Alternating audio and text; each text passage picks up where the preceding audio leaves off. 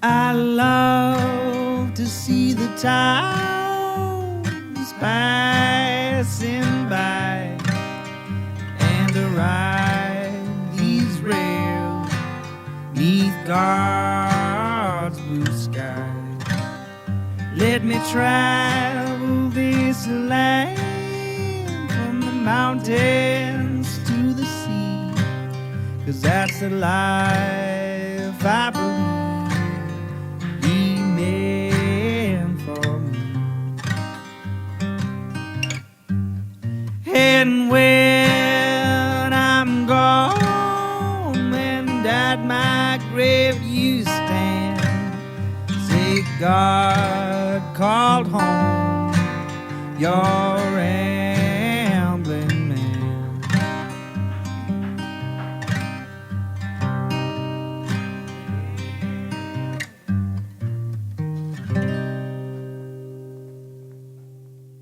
Welcome to Ramblin' Man Podcast, episode number 66. This one is with Ryan Collins, and we talk about anime and comic books.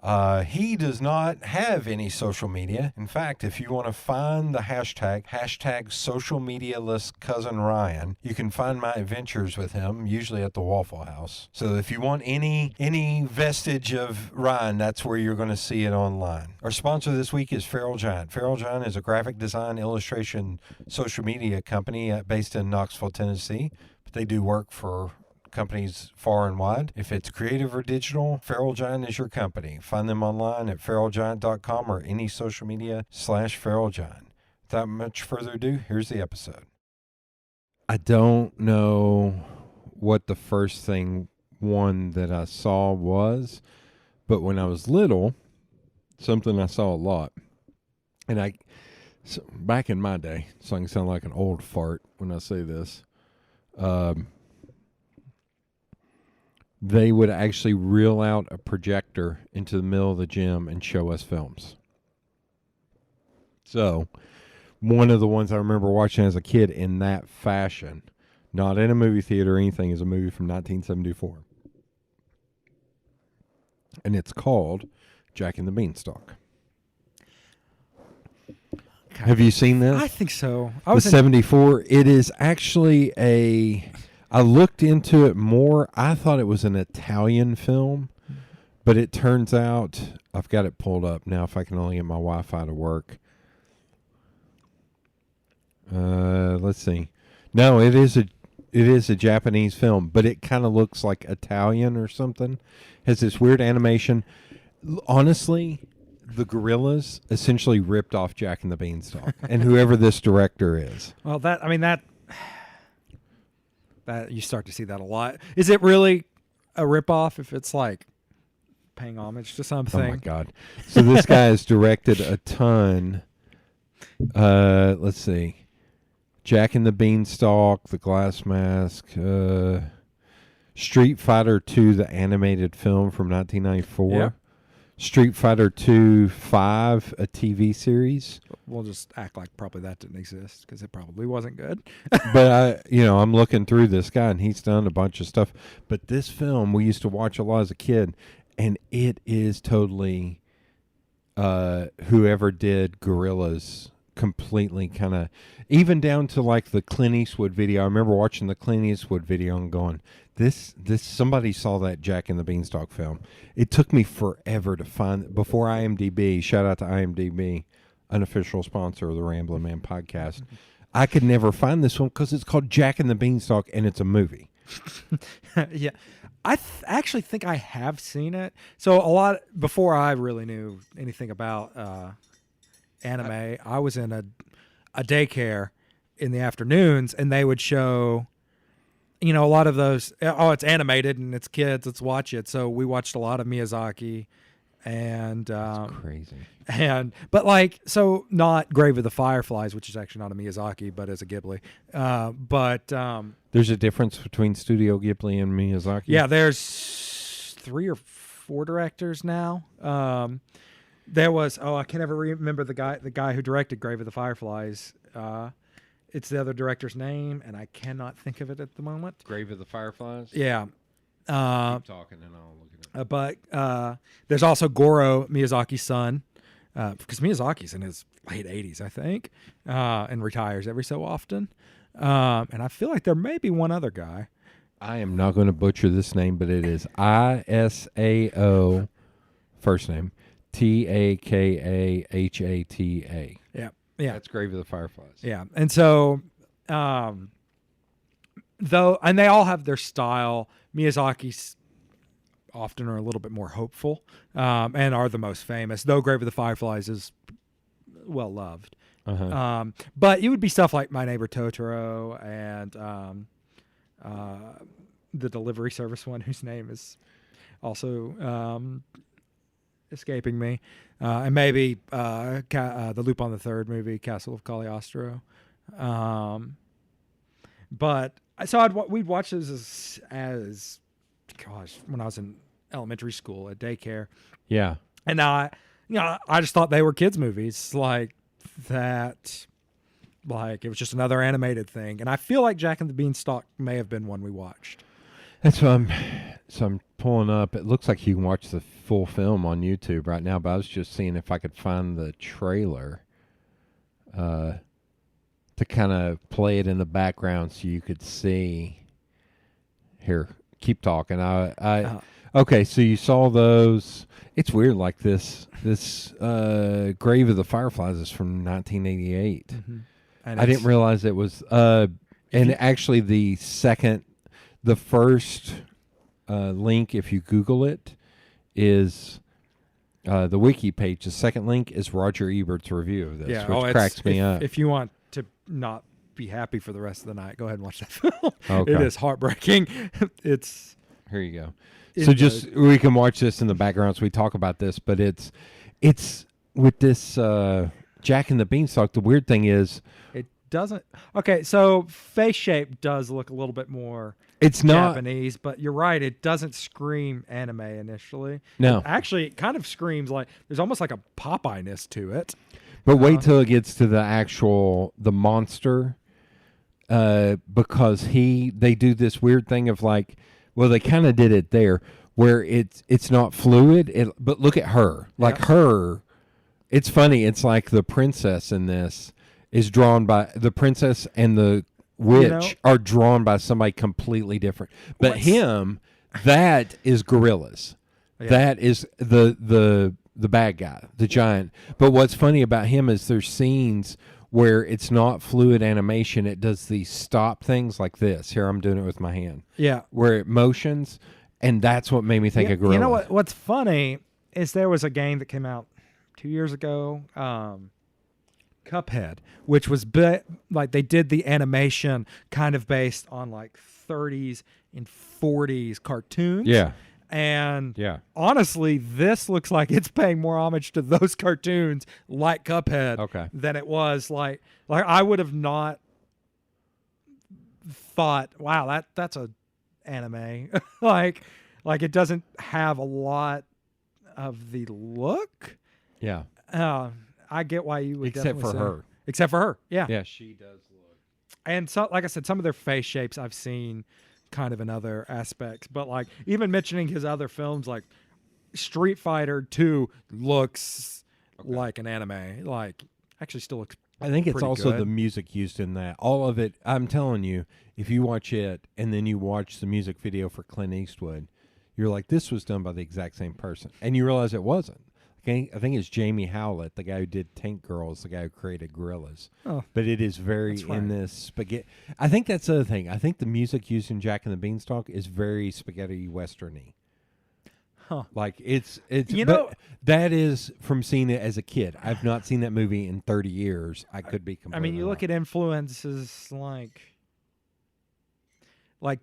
Kurosawa would have obvious influence on a lot of anime.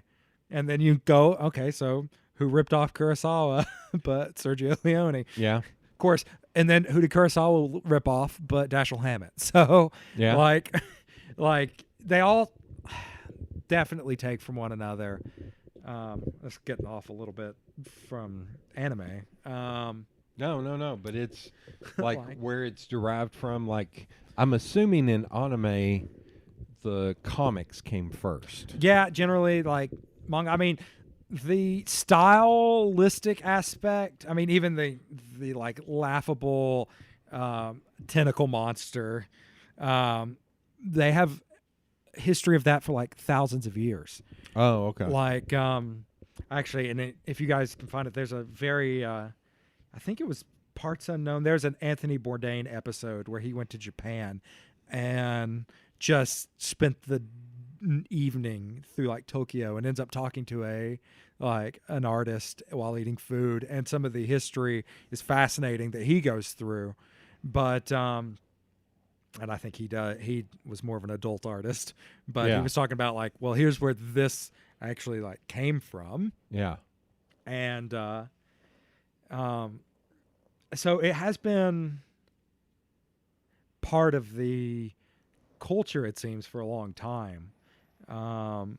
But it does seem to have had a major shift after World War II. Like, in a lot of the themes become more, I would almost say, I wouldn't say necessarily destructive, but there was a big generation where you had these kind of apocalypse films and these sort of surreal nature. Okay.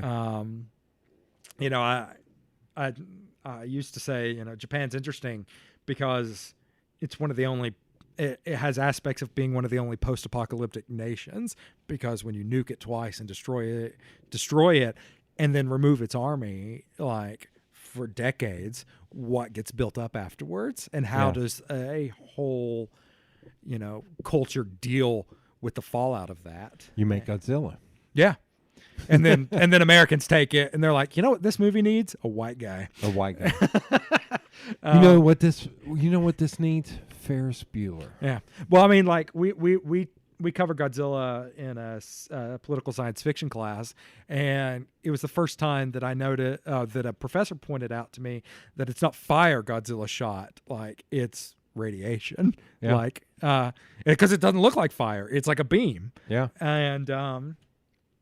And I was like, oh, well, this is actually kind of Social commentary. Yeah, Yeah. I'm going to be honest, Gojira is kind of boring to just sit down and watch. Yeah. But that was 5 years after, I want to say, or 5 to 10. It was either 1950 or 55.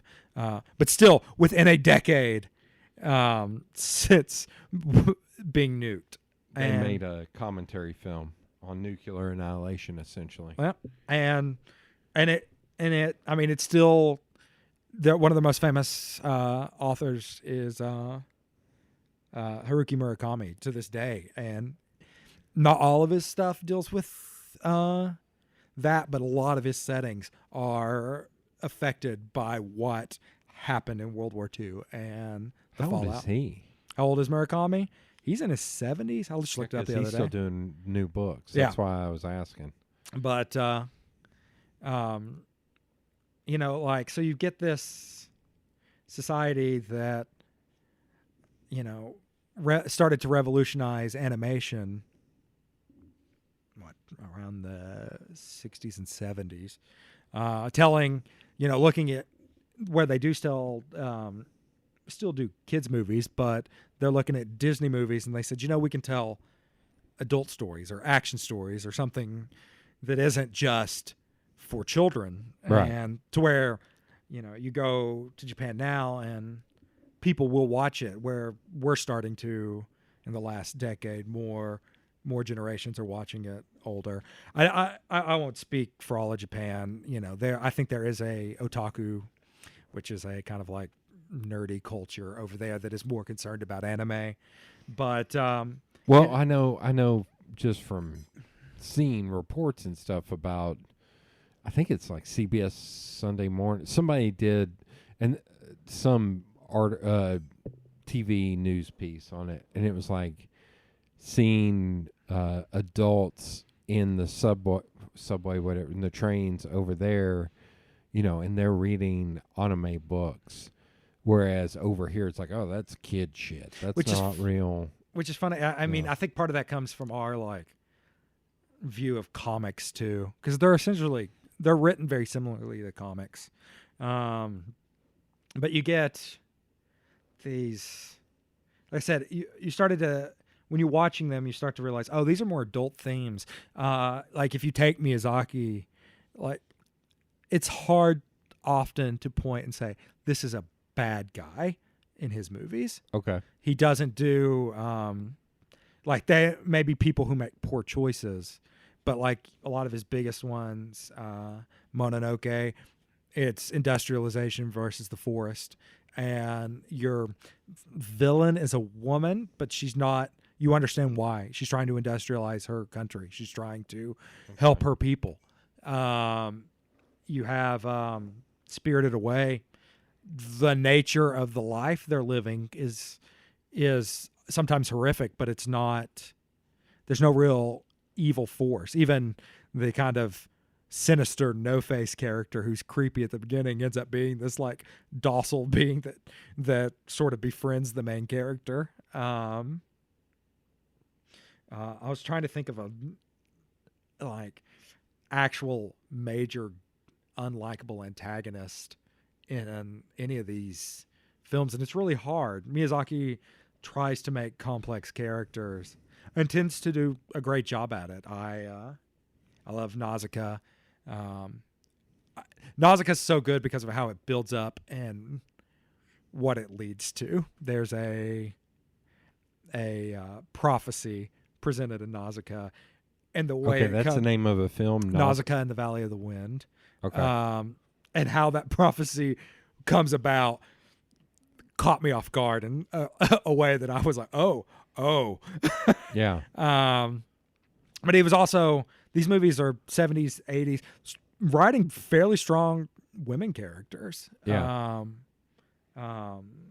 You know, when I was growing up and I would watch anime, there is, especially on a lot of popular anime, this, my mother used to get mad because she thought the women were presented poorly, and they can be.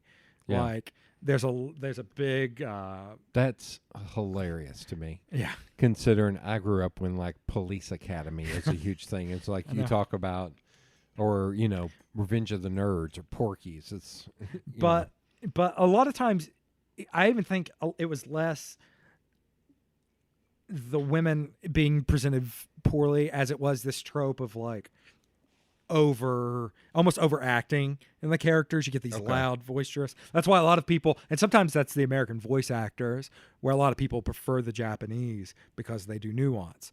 Okay. I am not as much of a purist. If there are some really awful translations and dubs, but sometimes anime's not like always watching like a dubbed film. You know, it's hard to match human mouth to like what's being said, but a lot of times if you speed up your cadence, you can match the mouth that's been drawn. That's what's weird is I think a lot of what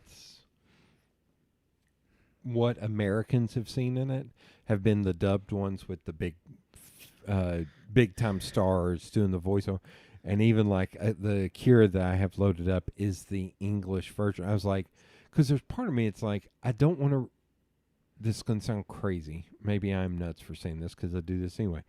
It's like, especially in something like anime, it's like, I don't want to read subtitles when I'm supposed to be looking at what's happening. Especially the art, because like the art's usually, I mean, not that cinematography isn't also a thing. But, I know. That's why I said I felt like an art, idiot. I was like, but then again, I watch other foreign films. But I think it was a special feature on Princess Mononoke. Billy Bob Thornton did a character, big name. This was before Disney bought the distribution rights to Ghibli here. Oh, did they? Yeah, for a while. I think they released them recently. But Mononoke had with Billy Bob. He talked about it, and he said, it's interesting to me, because you do have to speak faster to keep up with the mouth movement. Mm-hmm. He goes, as a drummer, I just realized it was a different pace.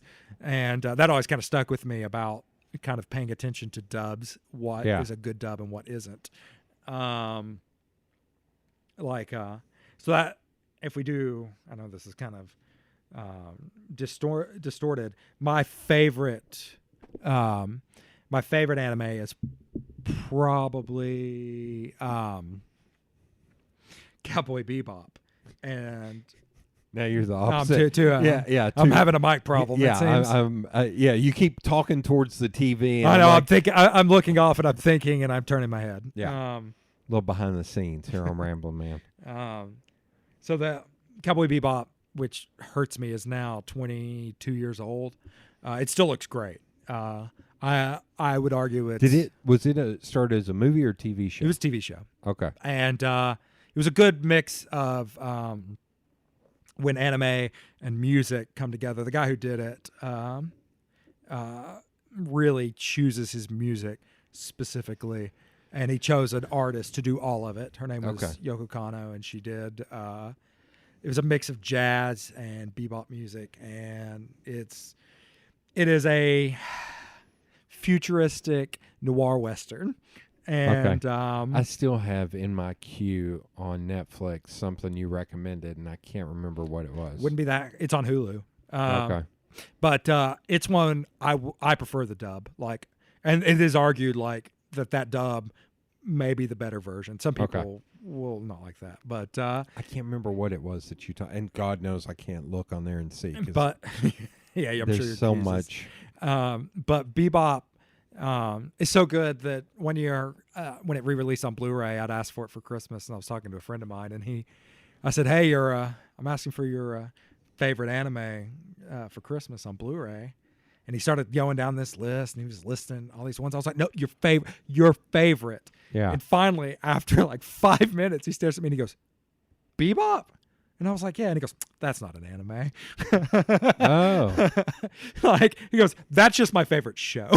Oh, okay. And How many seasons was it? just one. It's 26 episodes in a movie that takes place like between 23 and 24, I want to say. It actually, I found it when Adult Swim started on Cartoon Network. Yeah. It was one of the first shows they started to show.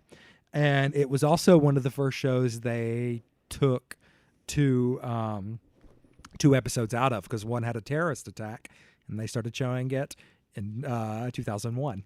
And so they removed an episode and for that. And then there's one where there's a character who hadn't aged in like 90 years, and he was an old man but looked like a child, and they didn't like the violence towards that character.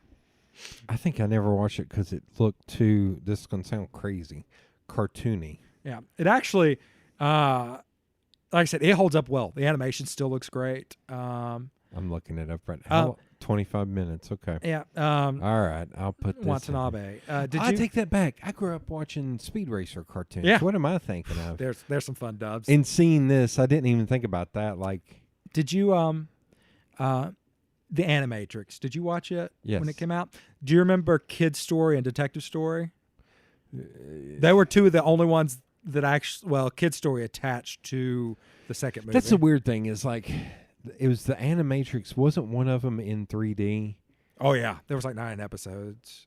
Yeah. But that's what I was thinking. I pulled up like, I remember I went to the theater and saw Final Fantasy, The Spirits Within. Mhm. And I was like, yeah, but that's 3D. Is that, Is could that that an- really be considered anime? I mean, Isn't anime the art style? yeah, well, it's Japanimation. It's like Oh. what that gets shortened down to, and like there's a Lupin the Third CGI movie that's out that looks very anime art style. What is?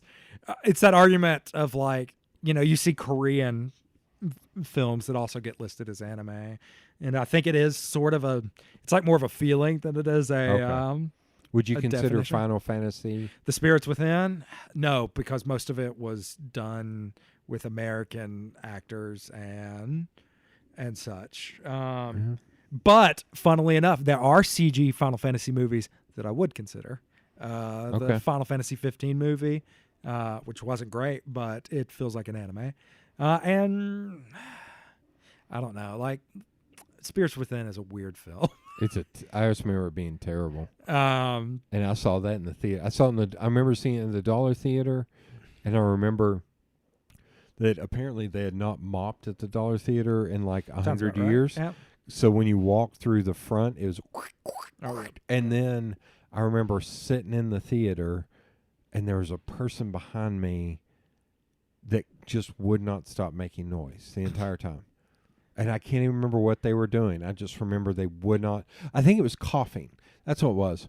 I have a weird thing about, like, if you cough every 5 seconds, You got to go. you need to do something. Like, I worked with a lady who did that, and I would get enraged because she would sit there and just keep coughing. I was like, take a sip of coffee. Have cough drops. Do something. Don't sit in front of me and just cough. Because we were trying to work. So if I was trying to tell her something, I would have to stop every 5 seconds to allow her. I was like, I feel like this is like a psychological issue. Maybe it was. Block. Like, yeah. But you, But yeah, sorry. Final Fantasy Within. so, Spirits Within, yeah. you know, like, I think, gosh, we're drawn up huge.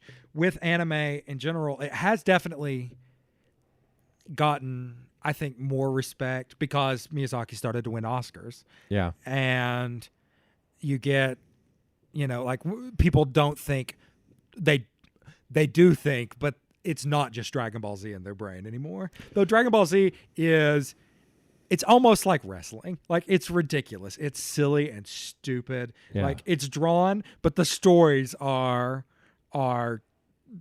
dumb like that. And I think isn't Avatar a anime? the Last Airbender? so it had Japanese workers on it, but it was produced in America. So Oh, it's was hard. Yeah. And as far as I'm aware, yeah. So that one is one of those like anime side, like what do you call something that would you call the Boondocks an anime? See, because it was done by Japanese artists and maybe drawn in Japan, but like it wasn't released as a Japanese product in Japan. It was drawn for an American audience. I'm looking at all these people that were in Final Fantasy, The Spirits Within, and it kind of blows my mind. Is Alec Baldwin in that? Yep. Yep. Let's see. Top down, Ming Na Wen, Yep.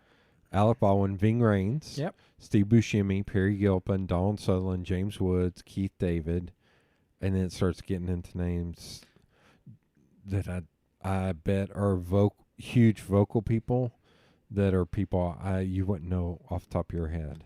But I'm kind of going through. and I think with the Oh, action, John DiMaggio. Oh, Do you yeah. know John DiMaggio? Bender Yep. and Jake, yeah, big vocal guy. Yeah. He and I think with the existence of, you know, Hulu and Netflix, you have like more access, more addition. There's a show, I don't know if it's still going on, called Ruby, RWBY. They've made a comic book of it, not a manga. It's done in an anime style, but it's done by Rooster Teeth, the people who did like Red versus Blue. So yet again, is that an anime? And I don't have an answer for those questions. I'm sure a purist would say no, but I am like, if it's done in the style, where do you draw that line? Do you think there are people that are like keepers of the gate for anime? Oh, absolutely. I'd say, But are they official or are they some nerd in their basement? they're nerds. Like as a nerdy person myself, I hate gatekeeping on almost anything. Why would, if people want to like something, just let them like it. But in particular with anime, it can attract a certain crowd. I think some of the storylines really appeal to them, that not necessarily just the chosen nature, but there's also harem animes, which is what my mother used to get annoyed with. Harem animes are usually about one awkward guy who ends up in some place where he's surrounded by 15 women, and maybe they don't all want him, but they all want him. Oh, you're talking about French films. Yeah. Because I watched a French film the other day, and I was telling a buddy about it, and he was like, well, what'd you think? I was like, well, the big problem I had was the main guy was a short guy who is not a good-looking dude, and yet every woman in it was a model, and every one of them, and I'll even tell you the name of the film. It's called The Diving Bell and the Butterfly. It won Oscar. It won an Oscar for Best Foreign Language good Film. title. It's based on a book. It's based on a true story. But the guy has a stroke, and the only thing he can move is his left eye. So they figure out a way for him to communicate by they just go through the alphabet. A, B, C, D, E. And once they get to a letter he wants, he blinks. So it does that, and he does like once for, blinks once for yes, twice for no, all that kind of shorthand. So that's the only thing he can move. And he's a little tiny short guy. He's one of the biggest French actors. His name's like Mathieu Almec or something. like You've seen him in feel like I know that everything. name at least. If I showed you a picture, you'd be like, oh yeah, that dude. But it's like all these women, I'm watching that film and it felt like all the women were fawning over him. And as a single dude, I'm sitting there getting angry. I was like, this is a trend both in, here I'm going to come down hard. If there's any gatekeepers, they're going to yell at me on this one. Both in French culture, and you see it in French films because it's French culture.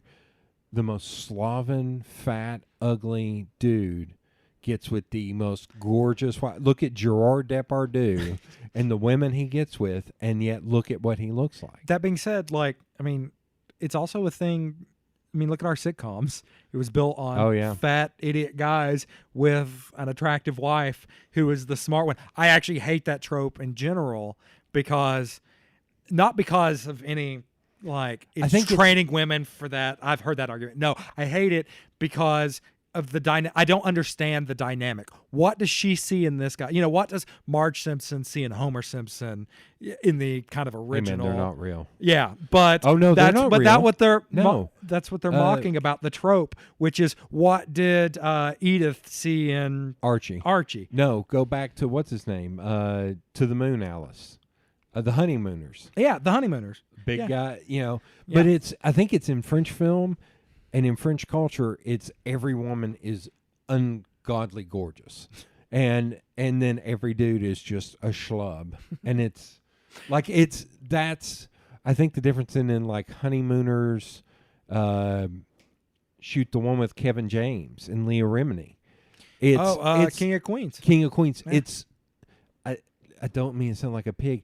It's not like every woman on that show is ungodly gorgeous. Now. They're beautiful, yada, yada, yada.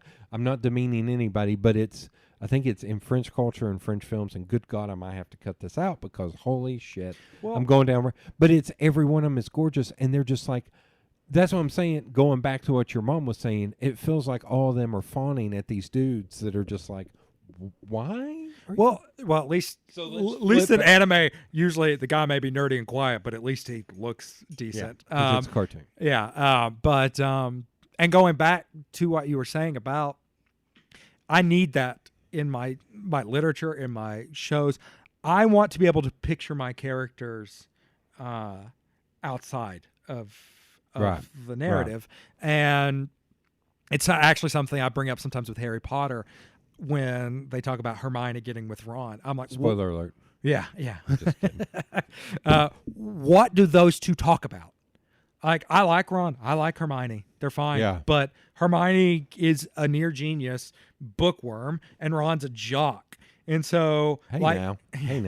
But he's a dumb jock, and I think he would cop to that. Hey now. But I was like, okay, so now they get married, and it's 10 years later. What is that relationship? They sit there quietly. She's reading, and Ron's drinking a beer, watching TV all day, and I was like, I know there are relationships like that exist, but that's depressing. It's reality. Yeah, maybe. It's not depressing. It's, you never know. Hey, God, I can't go down that rabbit hole. Trust me, I've dated a lot of women that I know for a fact there have been people being like, how in the world did this happen? It was like, I don't know. I'm riding it till the wheels fall off. And I don't mean that in a pervy way. I mean that in a straight up way of like, I don't know. I get that. I find, we're down a bad rabbit hole here. Yeah, I guess that's true. I've just always struggled with, I like to think the best relationships kind of come from an equals. And it's not always. Lord, but no. No, you don't think so? No. Maybe that's idealism. I think in there's no rhyme or reason. It happens when it happens. That's possibly fair. I had somebody drop me because I did not respond to her selfie in the way she wanted me to. But is that, I don't know if that would be like, was she your equal then? No, but it's somebody that she actually, like, it's somebody hadn't met. We connected like 2 or 3 days before. We had a good rapport going on in text because it's 2020 and that's what happens. And she sent me a selfie and I didn't respond in the way she wanted to. And she actually got upset about it. And I had a hard time not saying, well, this shows, I want to say two things. You obviously don't know me. Because if you knew me, you would know that I did not. I would never respond to this in a way that you would want me to respond. Because that's not who I am as a human being. Yeah, but I mean, like that's. Good God, that we was a got to good way get out of this hole, man. Okay, fine. Back to Okay, anime. your mom. My mom. Yeah, so she didn't like it for a long time, and it took me a while. And and she won't just sit down and watch anime, but I think she's more open to the idea of it now that there are more adult themes. There are stories that are being that are popular. Yeah. You talked. I mean, the two biggest animes of all time are probably Akira and Ghost in the Shell, and the films at least. That you couldn't pull earlier, but that's okay. Yeah, but yeah, it was. I got Akira off mic. Yeah. Yeah, because I shared with Ryan that I had only I'd seen 5, and that was Vampire Hunter D, which I got. Yep, and Vampire Hunter D. Bloodlust. I'm still mind blown that Vampire Hunter D came out in 1985. Yeah, makes you. And then Akira, Ghost in the Shell, and then Ghost in the Shell 2, which is Innocence. Ghost in the Shell 2, but Vampire Hunter D I only saw because my buddy Greg was a big fan of it, and when DVD, oh God, here's where I do sound like an old man. When DVDs first came out, he was like, "Holy crap! I caught this on like VHS from a rental." He was like, "I'm getting this, and we're going to sit down and watch it." And then from that, I think it was from DVD sales, because Vampire Hunter D Bloodlust, because it did really well, we ended up watching it, and I was like, Vampire Hunter D Part 2, I really enjoyed. Akira, I thought was okay, but I think it was overhyped. Ghost in the Shell 1 is really good. Ghost in the Shell 2 is like a film noir. Yeah. It's great. Like it's funny because you bring that up. I think back to my first experience with Ghost in the Shell was as a young kid, which is weird because it is an R-rated. So it wasn't me watching it. It was a young kid, probably on the edge of puberty, being in a Blockbuster and seeing that cover, which is her very busty but covered. She's topless, holding a gun. Yeah, and everything a young boy would want. And I just remember being like, I don't know what this is. Yeah, but I'm intrigued. Yeah. And I have not seen that. I should rewatch those two. So I've not seen them in forever, and the show's pretty good. Standalone. And I remember. Here, I'm going to look. Yeah, Ghost in the Shell is only an hour and 23 minutes. I remember that, too, that it was incredibly short. Well, so as with all animation, I mean, look at Disney movies. They were never long. It took time, especially before computers were really involved, to animate every frame. And but I think Akira it was so hyped that it was like, by the time I saw it, I didn't catch it till Netflix DVDs. And when I finally watched it, I was like, okay. I think it's because I watched it after I'd seen all the Matrix, after I'd seen everything it had been influenced by, but it was also the thing of like, this is like the greatest film ever made. Yeah, and watching it, I was like, that's why I want to rewatch it now that I don't have such high expectations. Well, so following Akira, I think it's great still.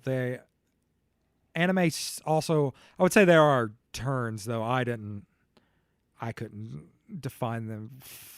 There were themes that started to get more probable. So around, I want to say the 90s, you have Neon Genesis Evangelion. Okay. That one even more so looked like, I was like, this just looks just looks like a video game, and I have no interest. It starts out, so... What was the thing in the 80s, the cartoon in the 80s that was kind of in that vein? Gundam. Okay, that's older, even older than like the original. Yeah, I didn't even think about that. There's another one I grew up on. Thing. I grew up on Voltron. Voltron there was had anime tendencies. Voltron may have been I was trying to think. They may have been produced in Japan. I was trying to. It's got keep talking. But so that's the thing. There was a major thing idea in anime where you had mech, like big giant mech Yes. robots to fight. I mean, even in Godzilla movies and such, you would get these robots. And so Ava starts out with that. It's in a post-apocalyptic world. There are these creatures that are attacking the planet that they call angels. Should have been the first. And they're like, all right, we're going to fight them with these robots. And from an organization called Nerve, whose tagline was, if God's in his heaven, all is right on earth. And at the end of the first episode, these robots require kids to go inside of them. End of the first episode, the lead character is fighting this angel, and the angel's winning, and beats him down, and the lead character snaps. And when he does, he syncs up with this robot that he's in that gets its face half ripped off, and you see that it's a living being, this robot, and it just tears into this monster in a horrific way. And it was the first moment where they took the kind of idea of mech and been like, nah, this is not what you think it's going to be. And that's It's almost like the flip-flop of Terminator. Yeah. And it ends up being like that show goes in a very weird existential direction. And it still holds up for a lot. It used to be the most like highest rated anime And TV which one show. was that? Neon Genesis Evangelion. I think there's a new dub. I haven't seen it on Netflix, but it's the original show, and I'm sure it's fine. So, two things I thought of. Voltron was an American director. Was it it? may have been drawn over there, but it was an American director. But I just thought about this and looking this up and thinking about the 80s. The Jack and the Beanstalk kind of reminds me a little bit of He-Man. Yeah. What's the goofy character? Snarf or whatever? Yeah. That Snarf is almost looks like that Jack and the Beanstalk. And you just said Dragon Slayer? No, Transformers. Transformers. Why are we? That was. Dragon Slayer is another one that that's that Don Bluth animation, but it had like a different feel to it. Yeah. Like, and I wonder if it was influenced by anime. But yeah, Transformers. Yeah, there's you've got and Oh, so it's always wait. been, You're talking about the Michael Bay series of films? yeah. The ones to sell even more toys that are now hideous. G.I. Joe, Like, Mask. but you've got so with Ava, series started to, I mean, I wouldn't say just Ava, but I think Ava took a critical approach where people went, okay, they can start telling these existential stories. Yeah. And so you start getting more reverence, especially here for series. Man, I'm Probably telling leaving you, stuff out. Transformers, American directors. I thought, wasn't it? It does say, yeah, there are a couple names that are Asian, but it's like Production. Andy Kim and Jano Hong, but they're like, it's all, Americans? and a lot of women. Yeah. Margaret Nichols, Karen Pierce. There's a lot of You're women. getting my weaknesses on. I said it's also something that No, it's just it looked I grew like- up with, but haven't been with in Yeah. God, 10 But years. you got to also think about, because I've heard this with The Simpsons, it may have American directors, but all the animation It's was done. probably done in Japan. yeah, also Yeah. because price. Yeah. But and just the amount of studios. You go to America, you have a few. Japan may have just the Yeah. studio backings. Neon, Neon Genesis Evangelion. Ava. That's what most people shorten Okay. it to. You start getting these more adult tales. People's Cowboy Bebop. Yeah. Full Metal Alchemist. Where the big mix that starts happening is, and this feels very American. So you'll get a manga series started. Yeah. And it'll get popular, and they're like, okay, we need an anime of this, and so the anime will be pretty much on par with the manga till about halfway, and then they will have caught up with the manga, and the anime will go in one direction, and the manga will go in a different. Huh. So you'll get different versions of anime sometime. So like Full Metal Alchemist, which I like more than the more manga accurate Full Metal Alchemist Brotherhood. I like the direction that the anime went more than the manga. Okay. What is the difference between anime and manga? Is the comic book type, the yeah. printed material? Yes. Okay. And But that's do you not think uncommon. those work in tandem? Like manga and anime are kind of the same style, kind of. I mean, usually a lot of times you'll get like the artist for the manga will be the at least head kind of artist on the Right. Artistic director or yeah. something. Yeah. And because Character their developer. styles, like if you look at oh my god, why is his name Dragon Ball Z's artist, whose name is huge and is out of my brain. Like if you look at his style and the way he draws manga, it is carried over verbatim to Dragon Ball Z, to Dragon Quest, which is a video game series. Like Akira Toriyama. Yeah, thank you. That one I will pronounce because I feel pretty confident. But his style is very iconic, and if his thumbprint is on it, you'll be like, yeah, that's him. That being said, all of his characters kind of look the same. Yeah. So you have more adult movies, more adult shows, and more willingness. So then they've mixed.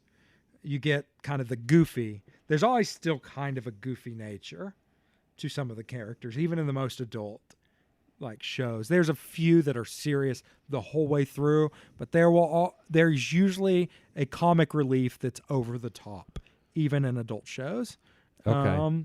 Bebop But has that's kind of that's more of a TV show thing, right? Maybe Like the movies, like the Miyazaki Miyazaki. films are more serious, correct? Yeah, even And they're though they more have, they can allegories. sometimes, yeah. And there's a lot of you can kind of look into, like Spirited Away. There's a good argument that the whole thing is kind of about sex trade and kind of kids in that generation. There's a good argument for that. Okay. But it's never explicit. Actually, a great Miyazaki is Ponyo, which is a retelling of Little Mermaid, and I like it more than Little Mermaid because King Triton's pretty abusive in Little Mermaid. Okay. Like he makes me uncomfortable the way he treats Ariel. And I saw Little Mermaid. I'm sure I saw it once when I was young, and I'd probably never seen it again. And Ponyo adds a complexity to that type of character. The Ursula character, they're a lot more interesting, and they're not. You're like, oh, okay, this isn't a horrific human being. Okay. But you go back in, so then you start getting more poignant animes and poignant stories. Okay. After Bebop and the Animatrix and a few other shows, Watanabe directed a show with the same musician from Bebop called Kids on the Slope, and it is just I think it's set in the 60s because there was a jazz movement in Japan, and it's about a bunch of kids who got into jazz in Japan, and it is just a 12-episode series about them kind of starting a little jazz band. That's wild. Yeah. And one of my favorite series is a short. They made a more manga accurate version on Netflix called Kino's Journey. I don't like the more recent version, but if you can find the original anime Kino's Journey, it's little snippets about a kind of androgynous girl going into these different countries that are not, they all are thematically designed in some way. Oh, this country is authoritarian. Oh, this is completely libertarian. Oh, this is a settler, a nomad country. And it's her there's no overarching plot other than her traveling. And it's just her experiencing these events. There's one great episode where and this is going to be a little bit of a spoiler, but she nurses these 3 travelers back to health, and it's just her sitting there as she finds these 3 travelers on the road damaged and hurt, and she comes up on them She bundles them up. It's snowing. She goes out and hunts for them, makes them stew, goes through the whole episode. And at the end of the episode finds out they're not great people, and how that kind of affects her and why, like, what their behaviors. It's a very beautiful show, and it's one that doesn't get brought up much. But What was it called? Kino's Journey, and look for the not recent one. Was it Hulu or? I don't know if you can find. I'm sure it may be on Netflix with the more recent one, and the more recent one's fine. But and I think the original creator likes the more recent one better, but the original anime is beautiful. This looks like. Yep, it's given me the 2017. books. The Oh, books. yeah. Not the PlayStation 2. They may have made a game. That'd be Let's see, weird. 3 picture books. Um, I'm gonna keep going. but and as if anyone's actually a fan of anime is going to know, like, wow, he hasn't mentioned anything recent. Recently there was One Punch Man. He was fantastic. Now, that's the one. You That's the one you told me to watch. yes, One on Punch Man. Netflix. Okay, wait. This Kino's Journey, 2003. That one. Okay. It's the one you want to watch. Oh yeah, and here's another one, the animated series 2017. Yeah. Okay. So One Punch Man That's the is one. kind of a parody. I mean, Okay. it is a bald, goofy-looking guy that wears a coat. Hey. He's shorter than you. Still. And his only power is all he has to do is punch you once, and it's over. That's it.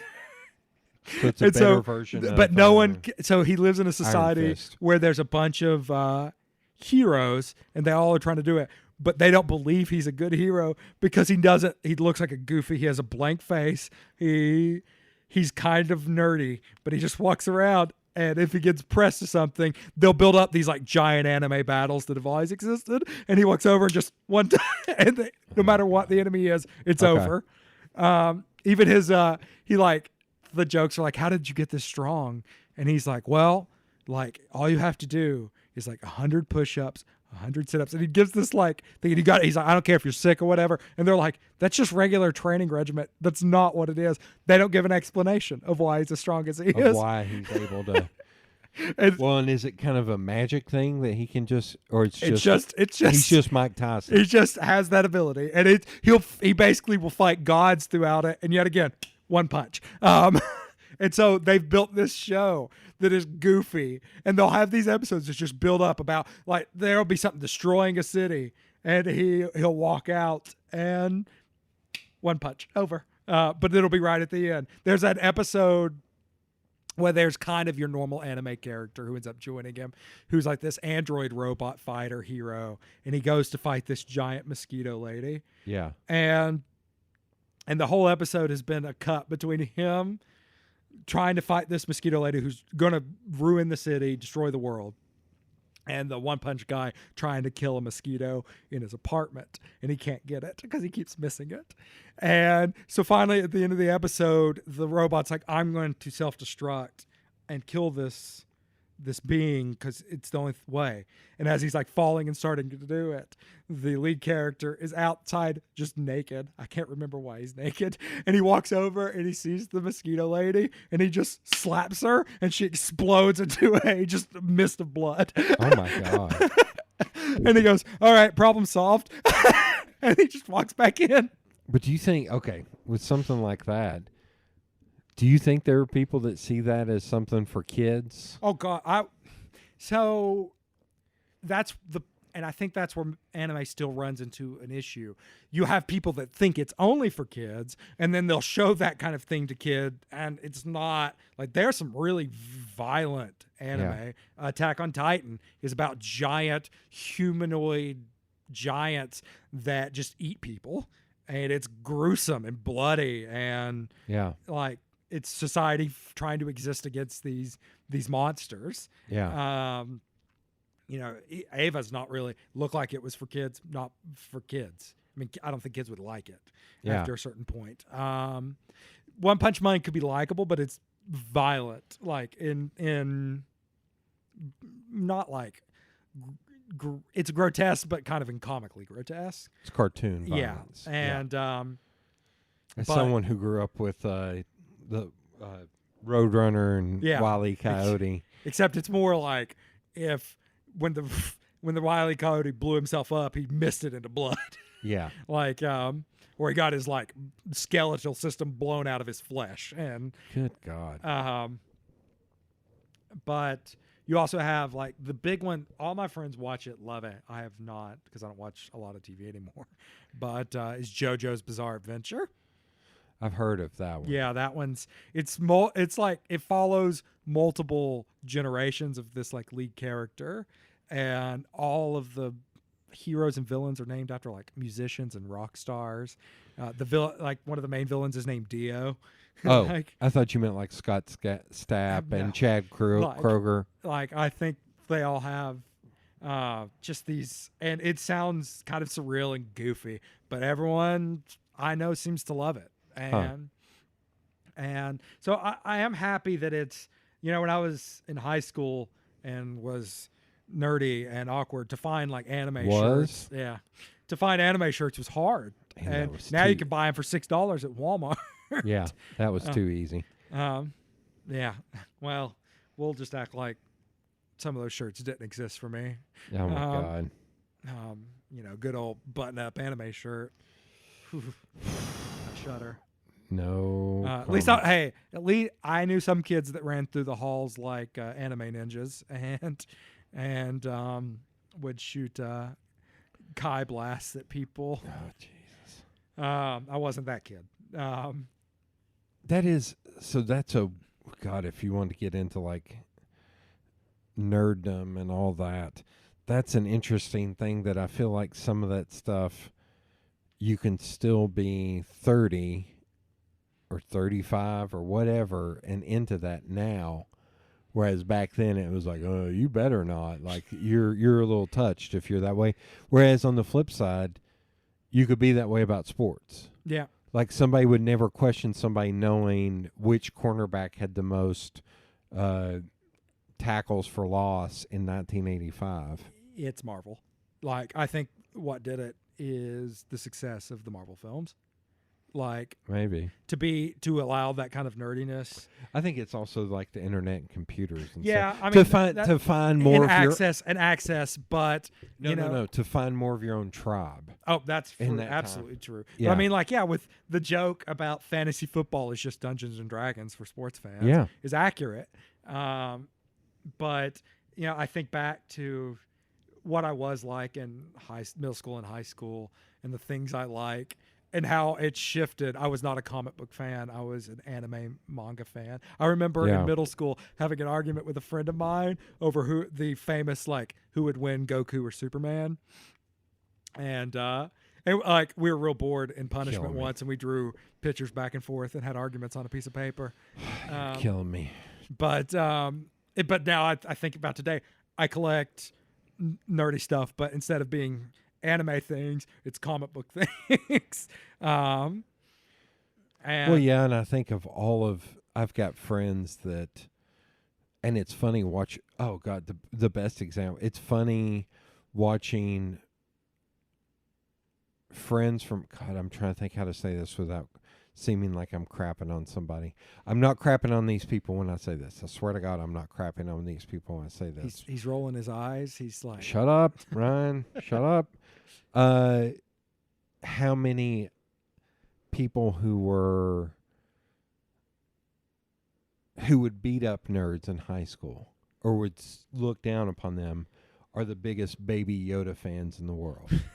You know what I mean? It's like, it's amazing how that has switched now. it's access and narrative. Or I tell you another version of it. It's here's the age difference between you and I. In the South, it's very minimal.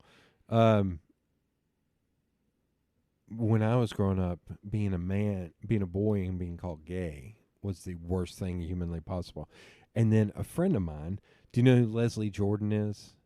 He's an actor. He's from Chattanooga. He's been in a ton of stuff. feel He was like I on know Will that and Grace. name. He's blowing up on Instagram right now. He has like 8 million followers. You're not an Instagram person. He's like 5 foot tall. Like he's a tiny gay man, Southern lilt, sweet guy. Oh yeah. He was Yeah. in Boston Legal and stuff. I saw his videos about quarantine. What y'all doing? Well, shit. yeah. What y'all shit, doing? guys, what you guys doing? Screwing like that. Yeah. Yeah. So that guy, he released a series of T-shirts with him on it and says, "Well, shit, what y'all doing? Screwing." It says all that.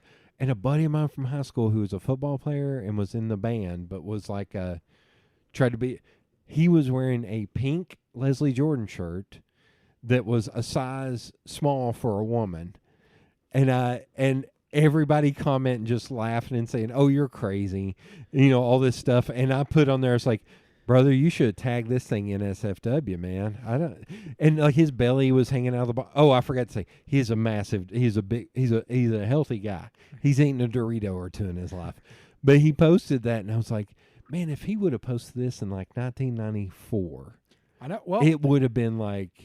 this is the South, so But I think that's like finding your own tribe and all that. I think it's Facebook and social media and being able to show normal life as opposed to, which sounds weird because like a lot of it is fake online. But I think with Facebook, well, you're not on Facebook, but it's posting up something about how Baby Yoda is cute and not being cast aside for that. And part of that may be also meme culture, Yeah. because you can use it in memes, and so that normalizes it. People Yeah. see it. Oh, what's Does this that meme? make sense what I'm saying? Yeah, somewhat. Yeah. Like that Somewhat. being said, this Thanks, was the South. I bastard. went through. I was in halls. I know, but you know what I meant. Like, but when I was in middle, it was even worse. Like, Yeah. even I'm sure. the flip side, the funniest part about that. I mean, we played. We had a tennis ball, and when we would be outside, they would play Smear the Queer. Yeah. That was that was still what 2000. Like So like, the funny part is that on the flip side of that is we actually had openly gay kids in high school. One guy, Gene and Gabe. Wait. Gene and Gabe. I can't remember which one. One of them was a small, quiet guy. One of them was like he looked like a punk rock dude. He had like nose ring, like 1992, 1993. Wore purple hose. And he was almost like wearing Doc Martin boots. He talked like he was a 40-year-old dude. Like he had a real bass heavy voice. But he was one of those guys like, oh yeah, he's gay, but you better never say anything to his face because he will punch your lights out. Like he was a punk dude that was just tough as nails. when I was in high school, we did have one, as far as I was aware of, openly gay man. But of course, it was interesting because Hall's, that was not, they were telling me was going to hell, but it was a sort of like he was othered because you knew who he was, but he wasn't in a locker every day. He was bless his heart. Yeah. Yeah. Like, of course, Halls was 99% white, Christian, so like others were noticeably othered. I feel like 99% is still underselling it a little bit. Like you could count the black guy. Like, yeah. Good Lord, we're going down some weird paths on this one. But so if you were in high school and you were into anime, yeah, it wasn't. Luckily, I'm a 6'2" guy, and kids weren't. They were not always very kind to me, but they weren't trying to fight me. Right. And my group of friends tended to be, kind of computer nerds and nerdy video. And game I also feel guys. like back then, there was a hint of bless his heart. Yeah. To it, it's like, oh man, it's like I don't even have time to mess with this guy. I mean, we definitely had our groups in the school that were horrific. I had a friend who I think was born in California, had moved with his family to Tennessee, and I think he was first generation where his parents were Hispanic, and I did hear a guy tell him that their grandfather in the KKK was gonna mess with him. they talk about it wasn't Halls in the 90s had a cross burning. Halls, yeah. Yeah. So like it wasn't too far removed. I'm kind of looking through to see to But- try and get us back on track. I'm kind of looking through to see if I can find some other ones that I. But it's interesting. Some of the most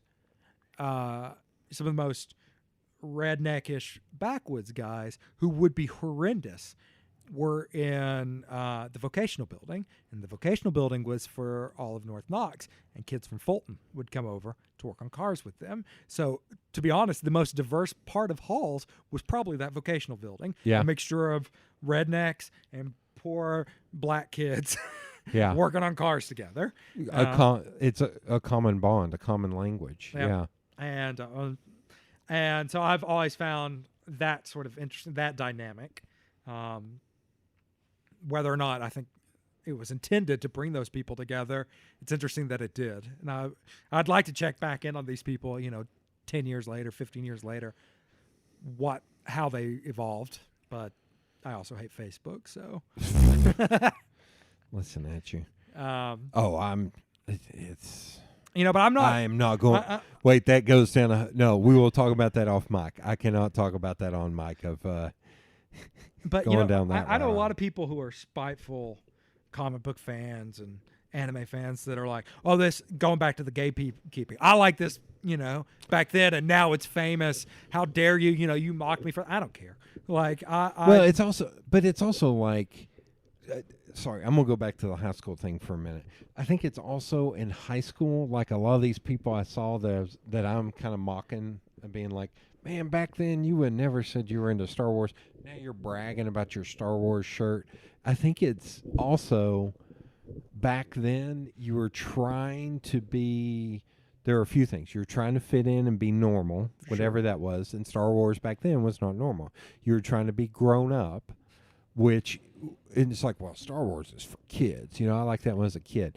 And the third thing is something you touched upon, which is why I'm circling back. You also couldn't buy a Star Wars T-shirt, whereas now you can buy 80 different ones at Target. which is why I like the access and that it is popular. Yeah, I can buy, a comic book statue or figure for cheap. yes. Instead of paying $500, I'm paying $30. Well, the reason why I circle back around to that is what you were saying about not wanting to be on Facebook. I think if you went back, you would see a bunch of those people. They're like, man, you used to put people into garbage cans for saying they were into this, and now you're talking about being into it. Yeah. But I think it's just a growth thing and not being worried about what other people are thinking about you. Which, I had. I was always kind of a goofy kid. A lot of people. thought I No was- shit. A lot of people. I was the one He's kid. most pointing people at thought me I a was lot gay. when he says this because I'm just laughing at like goofy kid. That is the least of. We need a stronger word. So when 2000, I was in 7th grade, Yeah. and I was the only kid that supported Al Gore Oh God. Yeah. in halls. And Yeah. so yet again, they couldn't shove me in a locker. I'm too big. But Yeah. the amount of like grief I got about that, and so I wasn't outside like people who are marginalized by who they are, their Right. skin color, their sexuality. But I've always sort of just behaved in my own peculiar way. And No comment. Okay, so for the listener at home, you're going to want to fast forward to the end of this, and you can hear me talk for 20 minutes after Ryan leaves on how goofy of a kid he was. and a little flamboyant. But for me, I didn't care. I liked what I liked, and I didn't argue. Of course, there are things that make me cringe looking back. I would bring in anime DVD and read the back of it. What was I doing? I can't watch it at school. Yeah. It's like me trying to project this is some weird identity of mine. Yeah. Okay. Like a show and tell kind of yeah, thing. but for who? Like it was in my backpack. I it's very strange thinking back like those sorts of views and who I was and what I was trying to project. I never felt like I knew I wasn't fitting in, but it was never like an attempt to fit in. Which It is was like- hilarious because almost no one felt like they fit in. I know. Those who seemed to feel like they fit in it was a lot of projection. It Yeah. was a lot of or toeing the line. But yeah. by the end of high school, I had a lot of friends from different groups, you Yeah. know. But I never. It was like trying to overly project who I thought I wanted to be. Yeah. But if you would ask me like, who do I want to be? I couldn't have given you an answer to that. Yeah. You know, now I look at it like, oh, I like this stuff, and I was, you know, I'm gonna buy a shirt of it, And you couldn't talk to anybody about it Yeah. because nobody else was. doing it. like, do you know what? You know, I remember. So I remember gatekeeping. It actually bothers me because, like I said, I don't like gatekeeping. I used big old goofy Hawaiian shirts, long hair. I used to wear like, I don't remember the Hawaiian you know, shirts. there was a phase where I wore like silky Hawaiian, but they were nerdy. Like I had a Dragon Ball Z one, I had a Doors one, and they were too big for me. I used to wear clothes that were giant, even when I was heavier, but I wasn't as big as the clothes I wore. Okay. And I had a Pink Floyd one. I actually liked that shirt. I don't know where it went. It was a Dark Side of the Moon shirt. It was just black, had the prism on it, and the buttons were dangly, but they had the prisms, the my triangle on it. God. Really nerdy. And I remember a kid complimenting my shirt. He was like, "Oh, Pink Floyd," and because something I don't like now and would hate now, looked at him and I said, "Name another song than Oh, Another Brick in the jeez. Wall Part 2." And now it's like, It was I would like, punch what's that it kid. matter? Yeah, punch me. Like he should have hit me because Yeah. he complimented my shirt. Yeah, Yeah. like good. I don't care what Take he's the listening compliment to. and Yeah. move on. And you know, so there was definitely a gatekeeping side of me Yeah. that I like, and I'm sure that was true in anime. Like, oh, what you like Dragon Ball Z? Like, but it's What was that guy's name again? no, which one? The guy who created Dragon Ball Z. Akira Toriyama. Yeah. Be Well, like, name the first three things he did before he. Or Dragon Ball Z. And seen- see, I hate that because I've never become. I like having a lot of interests, like across the board. So I have a lot of, a little deeper than surface level interests in a lot Right. of things. Right. But I'm no master on them. Like I know that anyone could just show me right up. Yeah. If I start talking about comic books, usually I have friends that I'm like, if I'm reading a comic book and something's going on in the side, I'm like, what's happening in the universe? Because Yeah. I don't care what Iron Man and Captain America are doing right now. I want to read about Ghost Spider and Scarlet Witch, which are small side characters. Ghost Spider, Spider Gwen. Oh, okay. But it's Lord. Yeah. I like Superman and Batman, but I don't care what they're doing. That's mainline, sells tens of thousands of issues as soon as they come out, and that's going to be the main plot for the universe. Now you're just a hipster doofus. Yeah, maybe. I don't like the big time stuff. Well, I only it's like not that this one. it's just I don't. It's so easy to. You're give going to you- have it's for those the stories have 80 years of background. There's only so much you're going to do with them. No, you're you're- saying that. It's because I was watching Never Not Funny, Jimmy Pardo's podcast, and he had guests on, and during it, he asked each guest. He was like, "So who is your favorite musician?" And I know how they are on there, and that they like top level. His favorite bands are Chicago and Judas Priest. Chicago Pre-Cetera or All. And they love Kesha. I actually I like Stan. They love So it's just a joke. Kesha, they love all this. But when Ryan Adams did the Taylor Swift album, they made fun of it. They're like, oh, he's just doing that to get acclaim, get his name out there because nobody knows who he is. And I'm just laughing. I'm like, wow, you guys are talking out of your ass. But I thought projected when they were having their guests on that were just their regular fans. They're like, who are your favorite bands? And the guys were like, well, Megadeth's my favorite. It was all big bands. And I was thinking, man, if I was on here, I would just, if they asked me who my favorite band is, I was like, y'all are going to make fun of me because you're going to call me a hipster asshole because I'm going to say Sigur Rós. And you all don't know who the hell that is, but that's maybe the greatest band ever. And you all don't like them because it's boring to you or you don't like it. But it's the difference of what you said. Yeah. Oh, that's too big time. That's too. Who's your favorite musician? Well, Bruce Springsteen. You know. What's funny, it's not, like I said, I'll read. It's just, I don't care.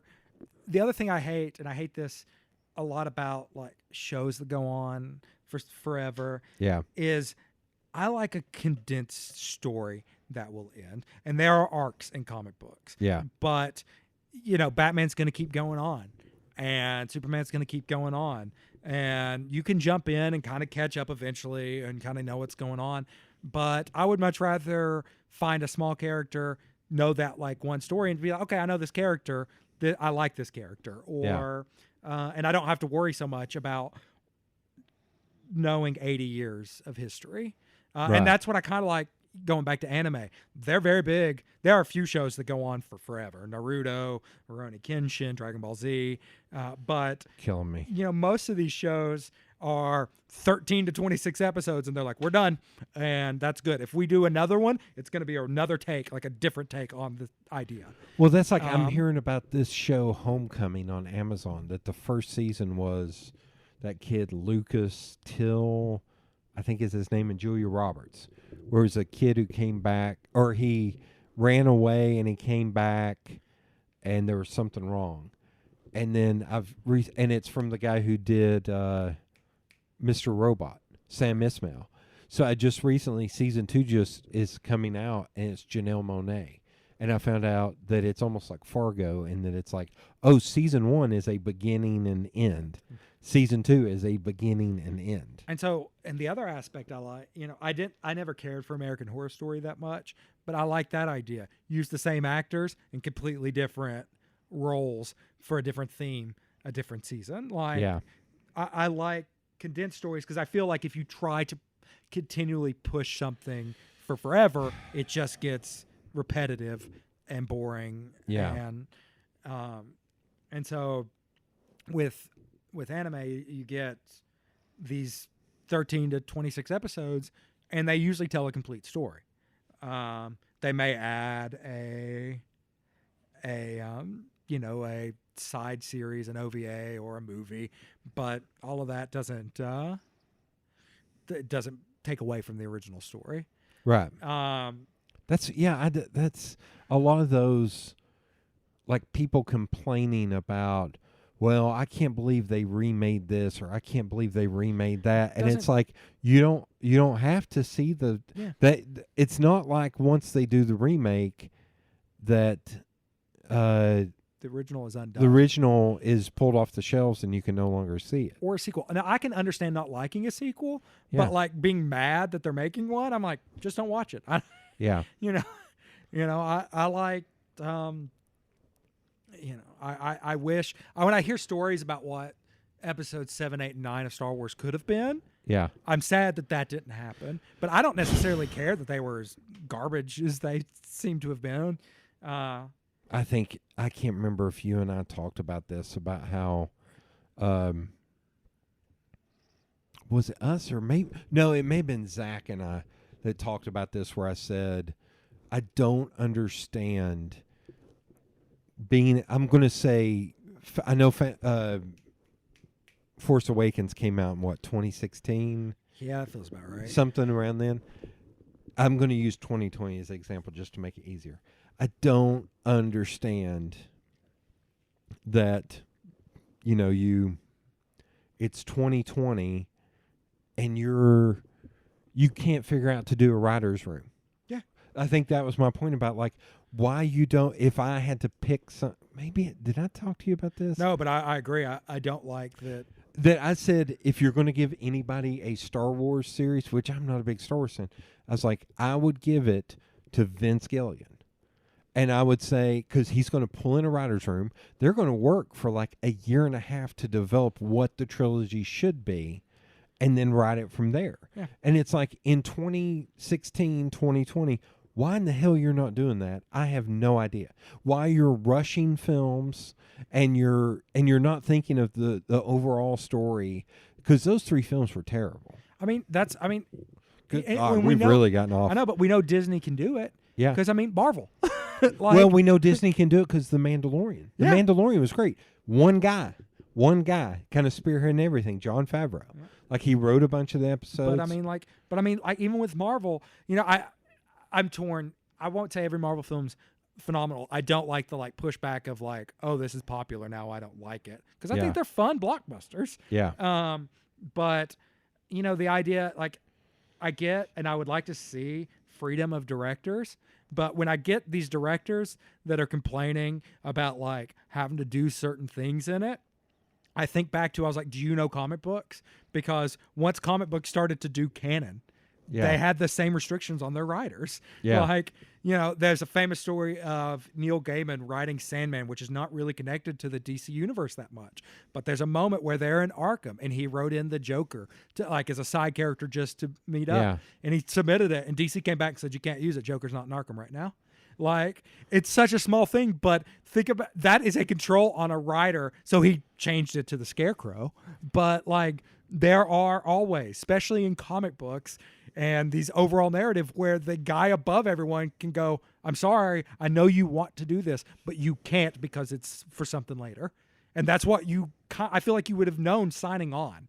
And so it's always weird when Edgar Wright and stuff gets mad that they're I couldn't do my vision. And I'm I'm sure there were definite moments where they were telling you stuff that annoyed you, but what level was it? Was it you can't do it because they need you to have this character do specific things? Well, why did you sign on to a Marvel movie then? Yeah. Honestly, you should go sign on to a DC movie. They don't know what they're doing. So And they'll let you do whatever you want. I just, as long as it's grim, dark, and depressing or crazy. Yeah. But I just, I would love to have seen an Edgar Wright Ant-Man film. I think that would have been great. But, he probably, if he was around, that would have been for the 90s. That's when that movie could have been made. Yeah. Yeah. Okay, so we started touching on comic books, but I'm going to go backwards for a second to kind of wrap up the anime talk. I thought of something else that I saw that I guess could be considered anime. I should look this up, which was Liquid TV on MTV back in the day, which you were too young to see live, right? I think I may have caught Aeon Flux a few times, but pull that microphone closer back to me. Yeah. I thought Liquid TV because it was where Liquid Television, 1991. Okay, so I probably did not catch that. Yeah. 4 seasons up through 1994. Yeah, I would have. 7 was a little young for me probably to be flipping through much TV. It may have been reruns because it looks like Aeon Flux had its own show from 91 to 95, just like Beavis and Butthead, because that's where Beavis and Butthead got its start. Yeah. But yeah, I feel like Aeon Flux kind of fit into that. Isn't it? It's strange. Or it feels French or something. I don't know. It's fascinating that I wonder if there's, because it's the live action Aeon Flux and live action Ghost in the Shell, both with, well, Aeon I guess was kind of a white woman, but Motoko Kusanagi is not.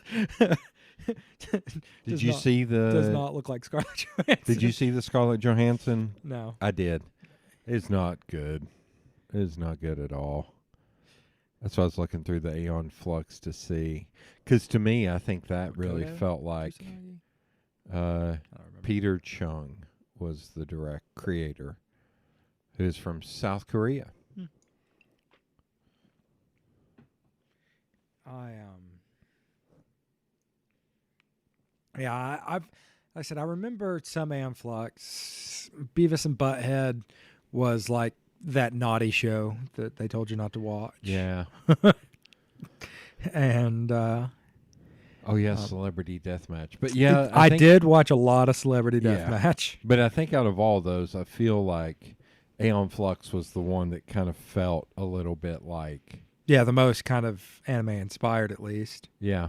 It looks like they brought back Liquid TV from 2013 to 2014. It also, from what I remember, because Aeon Flux felt kind of Ghost in the Shell like Yeah. in the themes. And didn't she die at the end of every episode? Like, Spoiler wasn't that? alert. Yeah. I think so. It's like, Or she reset or something. Yeah. That feels like a very techno-punk Japanese anime. Yeah. But Good Lord, there were only 27 episodes of Liquid Television. It feels like so much more. Huh. I do, like I was about to say, I started watching MTV more with Celebrity Deathmatch. And I'm surprised that's never been brought back. I think it was. They just didn't do it as funny. Because or- there for a while, like Beavis and Butthead made a slight comeback. Yeah, I remember that. And I guess I kind of remember them starting to think about doing Celebrity Deathmatch. What a kind of strange show. Let's do a Yeah. wrestling show with celebrities where they murder each other. Okay. And Yeah. we'll do it stop motion. That's probably why it never came back, is the stop motion was probably it too was so expensive. cost prohibitive. I'm trying to see. Yeah, I guess Aeon Flux technically wasn't anime. It was South Korea. The guy was from South Korea. I wonder where the animation studio was. I can't tell. That would be interesting to like Liquid Television. Did they? And surely they couldn't have animated all those at the same place because they were all so different. Maybe so. I don't know. I would imagine usually animation studios specialize because you would have to have different blocks, have different style. So like trying to shove that all into one place would have Right. What it seems like it would be too expensive. So, with anime, this is how we'll wrap up the anime talk. Do you think it's just kind of normalized now? I think Or do you think it's influenced so much that now there's no line of delineation? I do think it is harder to define what is, especially in a globalized world, what is anime. Because you also see it permeates through video games. Like I just played a 150-hour game that won Good awards God. when it came out, the original version when it came out, and it looked like a live action anime. Okay. Like live action, just like everything was animated, very anime style. Okay. But when one of the more famous games in that series came out, it was early 2000s. It came out around, I want to say close to the same year as Grand Theft Auto 3. And Grand Theft Auto 3 had all the controversy because, you could kill prostitutes and such. This game, Persona 3 is what I'm talking about, had anime scenes where you play high school kids who had the persona locked in their head, and the way they got it out was took an actual gun and blew the side of their head off. Good God. And this game released to no commentary in this country that I could remember. I was able to pick it up like at the store. No one said anything. What year did it get released? I want to say it came out around the same time that Grand Theft Auto 3 did. Oh, it was an older game. Yeah. Okay. And so the one I just played is Persona 5. It's not that violent, but they still have, you end up fighting. You create a team of monsters, and one of them is Lucifer. Okay. And you have angels on your team, and it's all very religiously inspired. But that game, Persona 5, the original release was in 2017, was one of the best games of the year. It's live action. It's not weird that it was an anime game. People don't think of it as an anime game. People who don't play, it's a video game where for a while that anime style was a very subgenre of games that you had to go, like only small companies made. Would you consider like Street Fighter? So Street Fighter's interesting because I don't think it was originally a manga or an anime. It was a game that then but being in Japan, they're like, okay, let's do an animation of this and a story. And so they just turned it into one. The pixel animation, the original artist may have been like a manga artist. So yes. Okay. But there was a lot, like Toriyama we talked about, his there's an old game series that's been out for 30 years called Dragon Quest. And the style of the art looks like Dragon Ball Z. I mean, it's his, but there's not a animation that goes along with it. Okay. So it's hard for me to say that's like an anime because though there's the animation that goes into the game, it was done specifically for the game. Okay. Okay. All right. So there is no real. The line's getting blurrier and blurrier as we go, and Well- also as there's more media opportunity with like video games and Well, such. we talked about CGI earlier. I showed you a trailer for. There's an old anime called Lupin the Third, and they've made a CGI movie. It looks gorgeous. Yeah. It looks like a CGI anime though. Like it looks like a CGI film, but everything looks animated very stylistically like the original anime. Yeah. And I don't know what you would call that. Like, Yeah. uh, Because is it a? I couldn't. it was done in. It's a remake. It's not a No. sequel. It's probably just a new story. Serial. my guess, Kind of. Yeah. Okay. Yeah, because Lupin was a Miyazaki film they did, but there was a series called Lupin the Third, and then Ghibli made Castle of Cagliostro, which is its own just side story. Because that's how a lot of series used to have movies. They would just make a movie that wasn't really connected to the series. It just was, Yeah. let's take these characters and give them a side story for an hour and a half. Oh. Okay. Okay. And I assume Lupin the Third, the first, which is what it's going to be called, is similar. Like, Okay. just a story. The third one should be revolve around vinyl. Lupin the third, The third. 33 Yeah. and a third. Okay. We touched a little bit about comic books. Let's switch over to comic books. So we can follow my trajectory where I went from anime Of- into of- comics. Of adolescence. Yeah. Yeah. So, wait, did anime come first? Yeah, I was not a. Did you look for manga at that point? Oh yeah, or I used to have. I mean, like I would buy the collected mangas before you got into comic books. Oh yeah, very much. I said I had friends that were into comics. And I used to argue with them of what was better. But I used to have not a ton. I have a lot more comics now than I ever did of manga. Yeah. But of course, manga collections were $10 a pop, and a comics $3 to $4. Just ends up happening. Especially, I have more money now than I did as a child. But on the flip side, I remember your dad reaching out to me to be like, "Hey, he what would- comic books do you think he would like?" Or he would ask the guy at the comic and shop. he would buy me some, Yeah. and I'd read a few. Like I don't know, I think the problem is everything was so, like we talked about earlier, it had such a long tail. Yeah. To where you could completely miss out. And the other aspect is, and I still do this. I'll buy comics, but I don't read them until I get like 5 or 6 of them. So I Right, get most right, of an right, arc.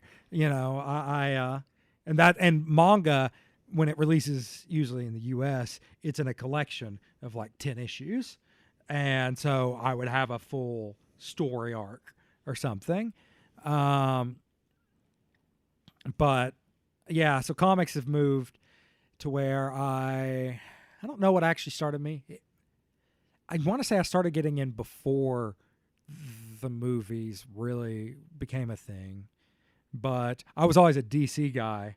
Like when I started getting into comics, I liked Green Lantern, in particular Hal Jordan, and then learning a little bit more, I like Superman. I loved Batman's villains, but I don't like Batman, like as a person. Yeah. And but but the only reason his villains are so good is they're reflections of his worst aspects. Right. And so I would argue about why I like Superman, though he can be boring. But I liked Green Lantern. I liked A Man Without Fear. I liked someone who was part of a larger group trying to do something. I wrote a Yeah, you sent me down you said The Man Without Fear. I was like, no, that's Daredevil. That's not Green Lantern. So Hal Jordan also has. He even will state he hasn't had a moment of fear since watched his father die in his plane crash. Oh, okay. But yes, you're right. The Man Without Fear is Daredevil. Yeah. But that's one of Hal's fearlessness nature. Why he considers it. Okay. I would consider it a mental disorder. But I actually wrote a paper in college comparing Green Lantern to the Jeff Johns, I want to say 2012, 2013 start of Green Lantern to the film L.A. Noire, and how they're both unchecked police forces without a governing body, because they are. Like, there's no one that elects. L.A. Confidential? Yeah, what'd I say? L.A. Noir. L.A. Confidential. Sorry. Yeah. We were talking Rockstar Game. Yeah, that's what I was thinking. Yeah, L.A. Confidential, thanks. It is like, no one has elected or really says they want watching their sector of the galaxy, and as you see, that causes problems. But that is an unchecked police force that has basically reign and superpowers. Yeah. But I still love Hal and John, and not so much Guy, but Yeah, Guy Gardner. I like that Guy is often made an ass. Yeah. But I started, and it may have been with the movies that I started to pay more attention to Marvel. I used to say that DC wrote archetypes, and I think they do. Yeah. Like, they take archetype characters and write a story around them. And Marvel always felt for a long time that they'd be like, here's a cool idea for a power. And then they would try to create a character to stick with it. But I think that isn't so true as much anymore. And with the... Yeah, I always looked at it as like Marvel tried to hone in on the humanity of the hero. Yeah. Whereas DC was more of like, it's a hero, now let's work on giving them humanity. Yeah. That's a good description. Probably at that. better. Well, it's good recording with you. Bye-bye. DC, especially if you look at like the Justice League, DC is writing myth, where Marvel is writing, your everyday story, like, reality. Yeah, or You as know what I reality mean. as it can be. Yeah, and I would cop to that. But I started paying more attention to Marvel with the films, and in particular, actually, a video game was out, and I got into it with a friend, and I had to choose someone to play, and so I kind of read, and I'd always liked Jean Grey and Emma Frost, but I hadn't paid much attention to Scarlet Witch, and so I started kind of researching her, and I realized I liked her a lot, and that really got me using her more into Marvel, and lately it's mostly what I read is Marvel. Yeah. I think they often write more interesting women sometime. Yeah. But because sometimes they push a little too hard on breaking their women emotionally, but Yeah. Oh, but God. if we're looking at DC versus Marvel, I do love, these more complex views of Wanda not just being crazy as how they originally presented her, but dealing with clinical depression and having, a past where she's lost children in dramatic ways, and then have her mind erased to a level of almost what we'd consider gaslighting now. Yeah. Like, you're like, okay, things that they just wrote about as plot points, you're able to now use as like, this is foundational character development that, that when they were just like, how do we get rid of this situation? But, that's for DC and Marvel. I focused a lot on, I know what got me into comics. It's been so long. My mother, on a whim, bought me The Absolute Sandman Volume 1. Oh, wow. And how old were you in that? Because good Lord. So the first Absolute collection, when Absolutes were happening, I was probably between 18 and 20.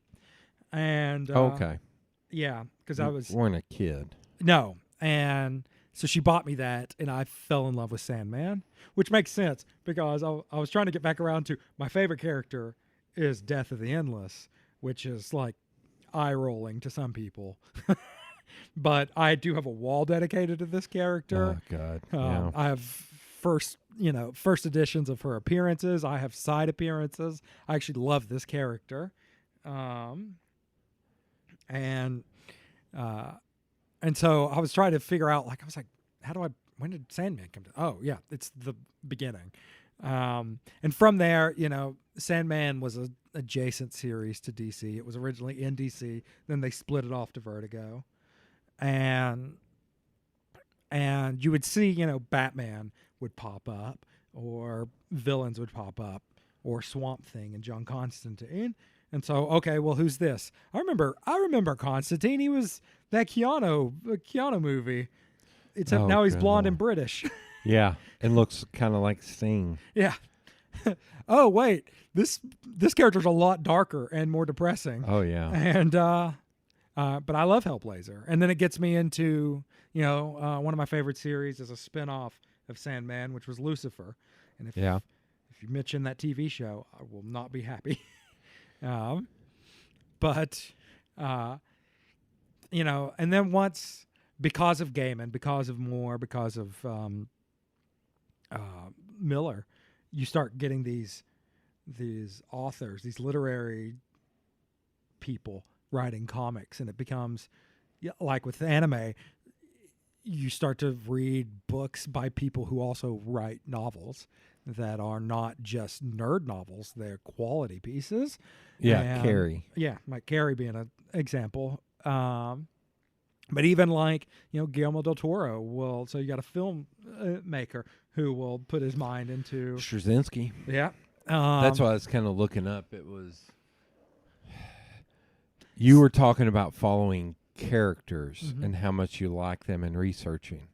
Whereas, like, I grew up reading, Dad got comics when he was in the service. So I grew up reading the comic books he got when he was in the service in the late 60s, early 70s. So I was probably reading Stan Lee, a lot of Stan Lee work. Oh, yeah, I was reading early Amazing Spider-Man number 95. That's what I grew up reading. So then I started picking up my own books and went through that comic book boom of the late 80s, early 90s with the Image and all that. And same thing, it got to be a point where I wasn't reading books, I was just collecting books. Yeah, and I have to, every so often I'll get to the point where I really like alternative covers with good art, and I will pick them up, and I just get to a point where I have to be like, listen, I can't be spending $30 on this. Yeah. When I probably will read one or two of them, and I've got like 5 or 6. But then, like, I got away from it because I discovered, sports and girls. Not sports. I had already been playing sports, but sports and girls. And then it wasn't until I was in college, and I was working at Taco Bell, and a buddy of mine that was the manager, we were talking about something. I was like, yeah, I used to be in a comics, but those are for kids. He was like, no, they're not. I was like, what are you talking about? And he's like, so you haven't read comics in how many years? I was like, it's probably been 1990, 1991, 92, somewhere in there. And he was like, okay. So the next night I worked with him, he brought me a trade paperback from a Vertigo book called Preacher. And he's like, I'm the manager, so I can allow you to do this. Go sit in the office and read this. So I sat back there in that office, and in like an hour I read the entire first trade of Preacher. And I was like, good sweet Jesus. All right, I'm in. So I ended up, I was like, all right. So I started, I think I got the trades first. I got the trades for Preacher. And at that point, it hadn't been out that long. Because I remember I started subscribing at the comic shop at like issue 37 or 40.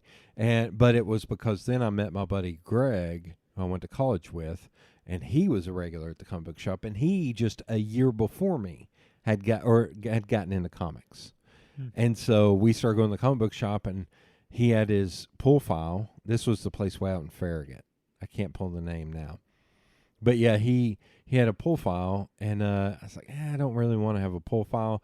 I'll just get a Preacher, every time they come out.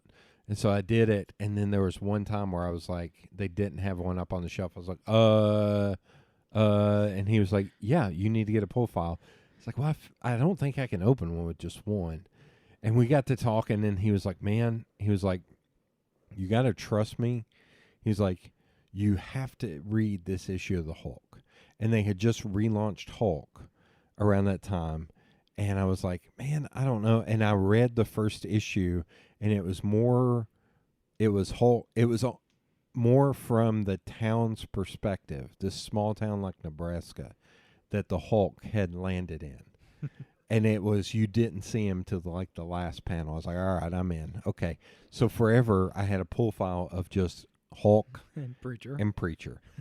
And then I kept accruing from there and picking up this, picking up that, getting more independent books. Like when it came to the majors, like I really followed writers or artists. Mhm.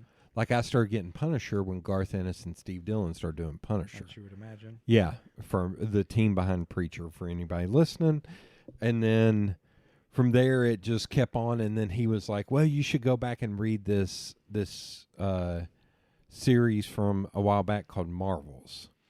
Well, you should read this Kingdom Come. And so through that, I started picking up on more majors. But then it really was like I would pick up on certain writers or certain artists. And usually I would pick up their run and then I'd usually stop. So when it came to characters that you may consider boring, like Captain America.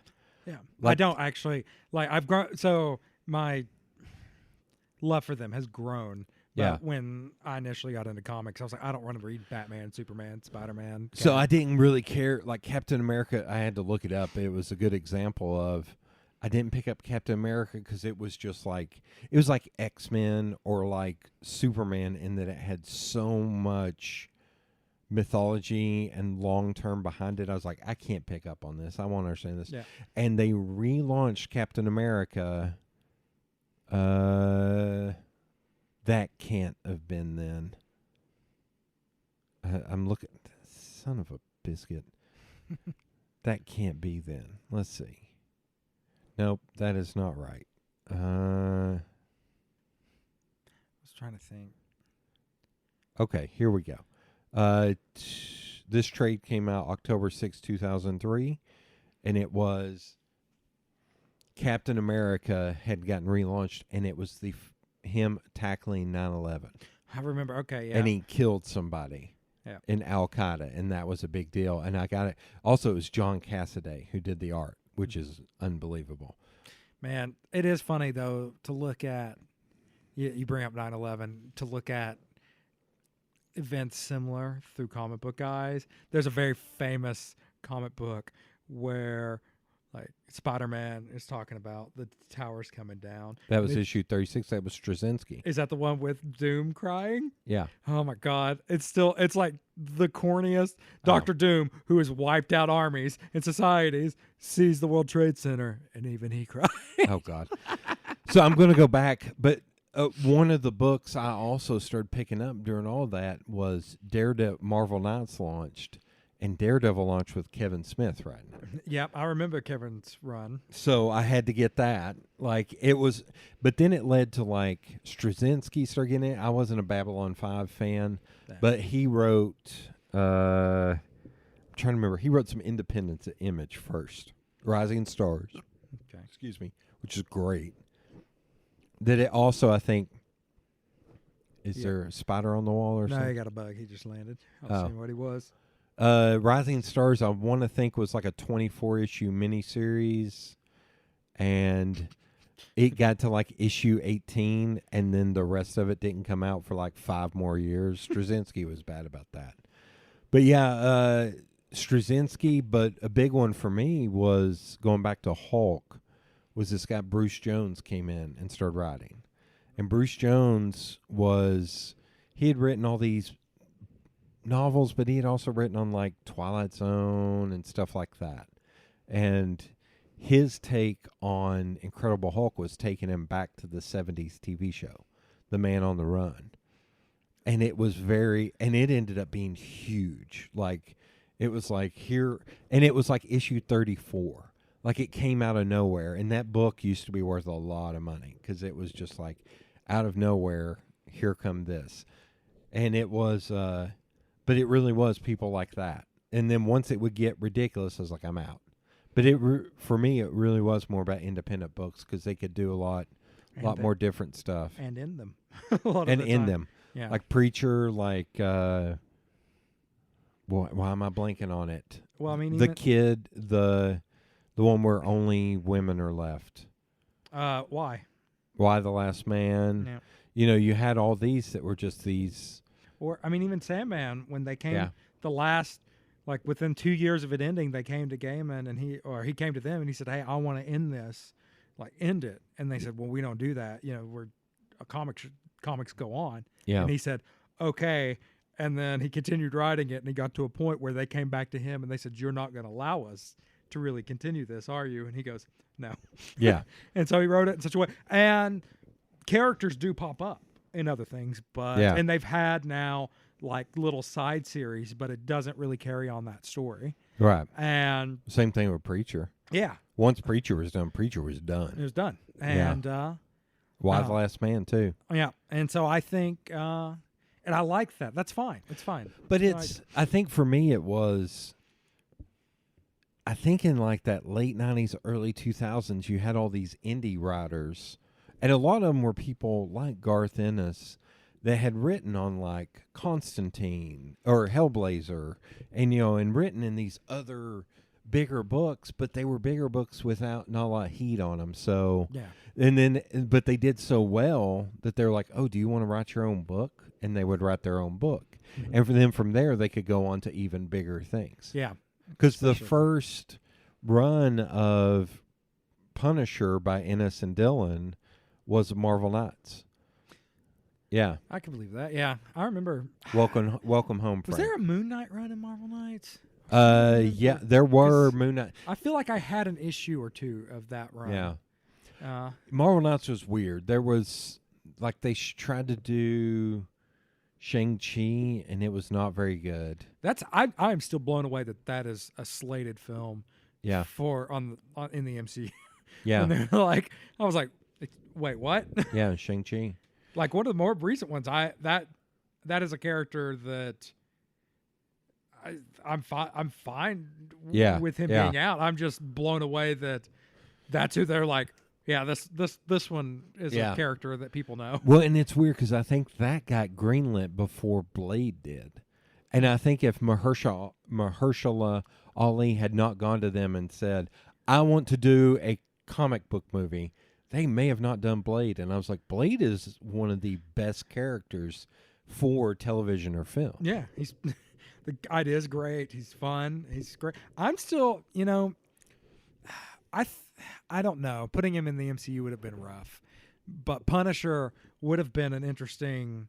I know they have him in the show, but that kind of character and dynamic would have been fascinating. I'm still going back to, and I can't remember if it's you I told this to or if it's Jason, where I said my hope is that whatever the fourth Spider-Man film it is, it's him versus Wilson Fisk, and they bring back D'Onofrio. That I would think be- they should do that. I could see. I think the Spider-Man next versus one's Fisk. going to be about him battling J. Jonah Jameson. Yeah. I don't know who the main villain's going to be, but I think in 4 you should really bring it home because the way I was trying to put it to Jason was him fighting Kingpin is him like have him be in college Yeah. fighting Kingpin, and it's more of a grown-up story. It's not a it's not a Vulture. It's not a. I hope they don't keep pushing for that Sinister Six crap. I know they are. Oh, I know. Yeah, they want to do a Sinister Six movie, and I worry that with doing a Sinister Six film, you're going to run into the same problem that most Marvel films have when they try to do too many main villains. Yeah, like Spider-Man 3 Yeah. or Amazing Spider-Man 2. Yeah. But my thought is, who cares at this point? Do a D'Onofrio, do a Kingpin, or do a Kingpin, do Kingpin, and maybe even bring in Bullseye and Daredevil and make them secondary. Almost do like Daredevil season 2, where they did a great balance of 2 good Yeah. guys and multiple bad guys. Yeah. If you can Yeah, I really do.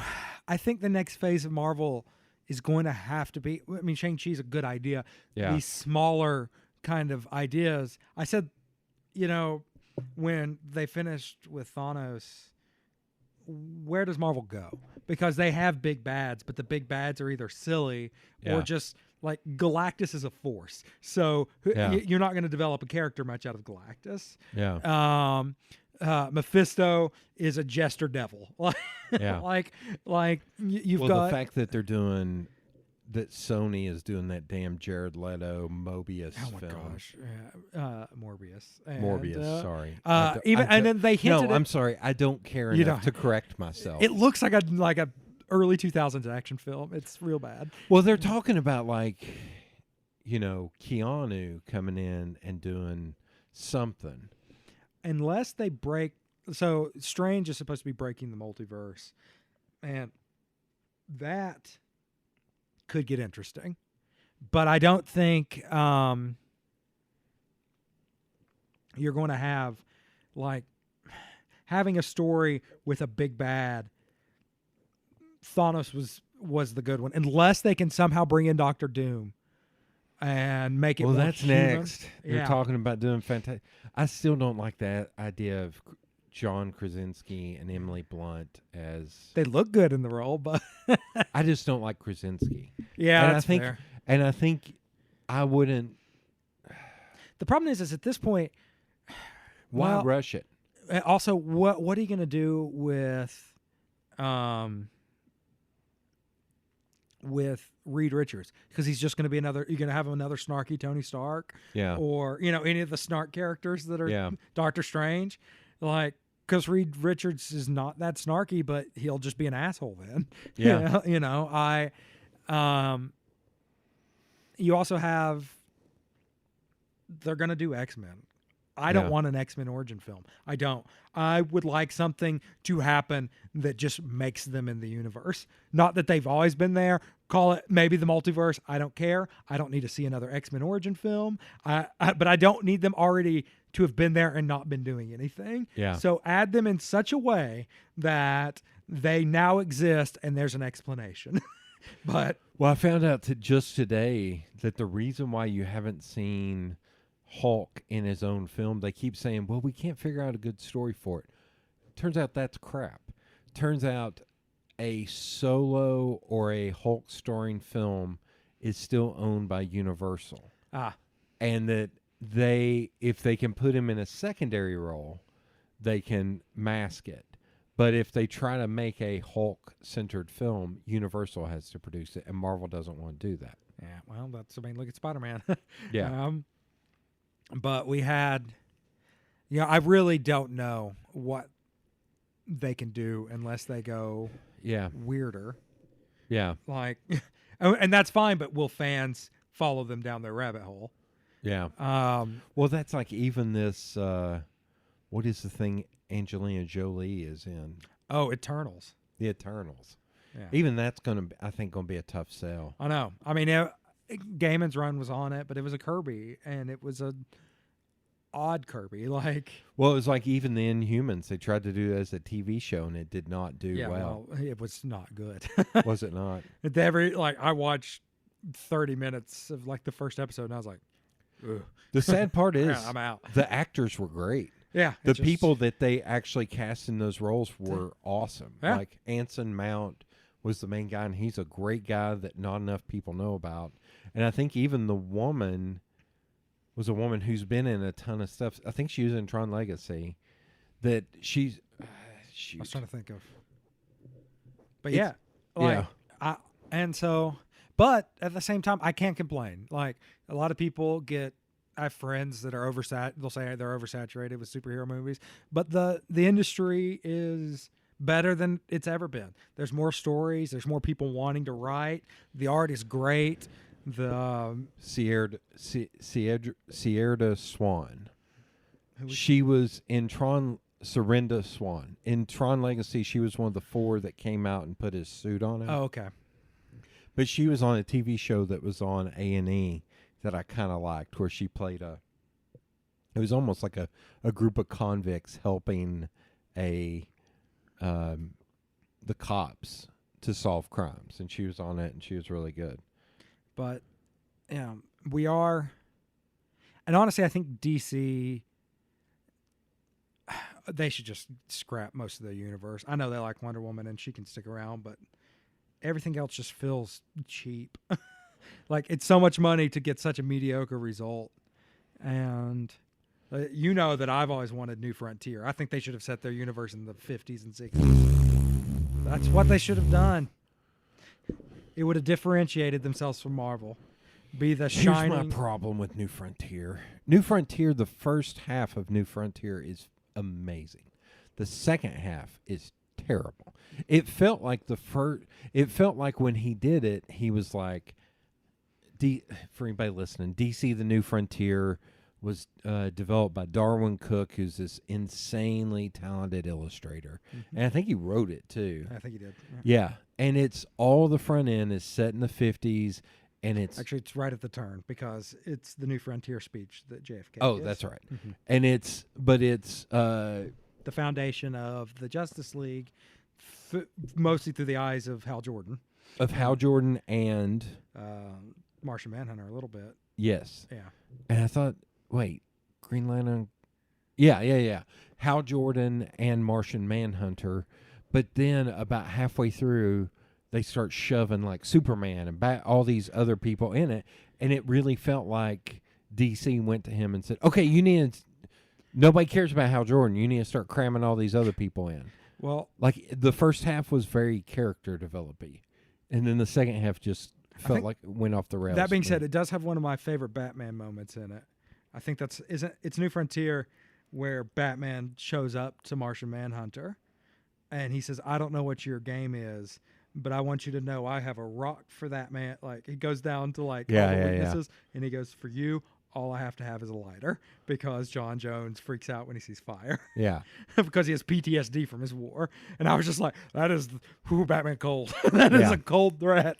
Well, I wonder if okay, I'm gonna have to look up something. But it's not necessarily the New Frontier story they needed to do, though that would have been fine. It's, I think, setting their universe in that era and being bright and kind of pretty would have been nice. Like, it would have differentiated themselves. They could have done these like classic, sort of how Batman the Animated Series and Superman the Animated Series didn't really have a time period, like, but they felt old and 50s and 60s mixed with weird new age things. I think that's what their films should have been. Okay, so I had to look it up. That Batman thing was actually a riff on Tower of Babel, which came out in 2000. Was it? Which was, Tower of Babel? I remember. For anybody listening, there was JLA, Justice League book, series called Tower of Babel, issues 43 through 46 with Mark Waid writing.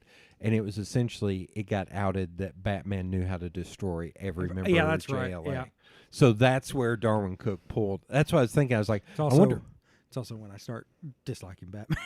Yeah. That he's starting to move into his Mary Sue days. Yeah. What? But, well, no, you know how I feel. Like, if they ever wanted to film the perfect Superman movie, and they could still do it with Cavill. So because I watched something today and they were talking about those, they're pumping $40 million into the Snyder Cut. Yeah. And Henry Cavill has said that he is not done with that role yet. And they don't know if it's Snyder. They don't know if it's Shazam or Black Adam that he might be stepping in to doing something. But if they would just film Superman for all seasons as a movie, I mean no offense to this man who has passed away, but people would forget the Christopher Reeve series. Yeah. Like, if they did it with Henry Cavill and made it colorful and bright. And I'm saying that as someone who loves Cavill. Man of Steel. I like Cavill, and I think he's a great Superman. But if you're going to do all seasons, I kind of want a younger guy to play him. Like someone, because the first issue is him right at the end of high school. Turn your mic down just a little bit. Yeah. There you go. But it's right at the end of high school. And I think they can just de-age him. Look at what great job they did with that mustache. Yeah. I just... because I think so that's where if I were doing New Frontier, I would start, and it would be Hal Jordan, and it would be formulating like the Justice League, and that's my first movie, and then I do a Superman movie, and it's Superman for all seasons, because you don't need a time's up period, and it could be kind of 50s, 60s. I think they don't want to do a period film. Yeah, I know. So you know what's But it would just be all period films. you know what's funny is I actually called Captain America the first Avenger.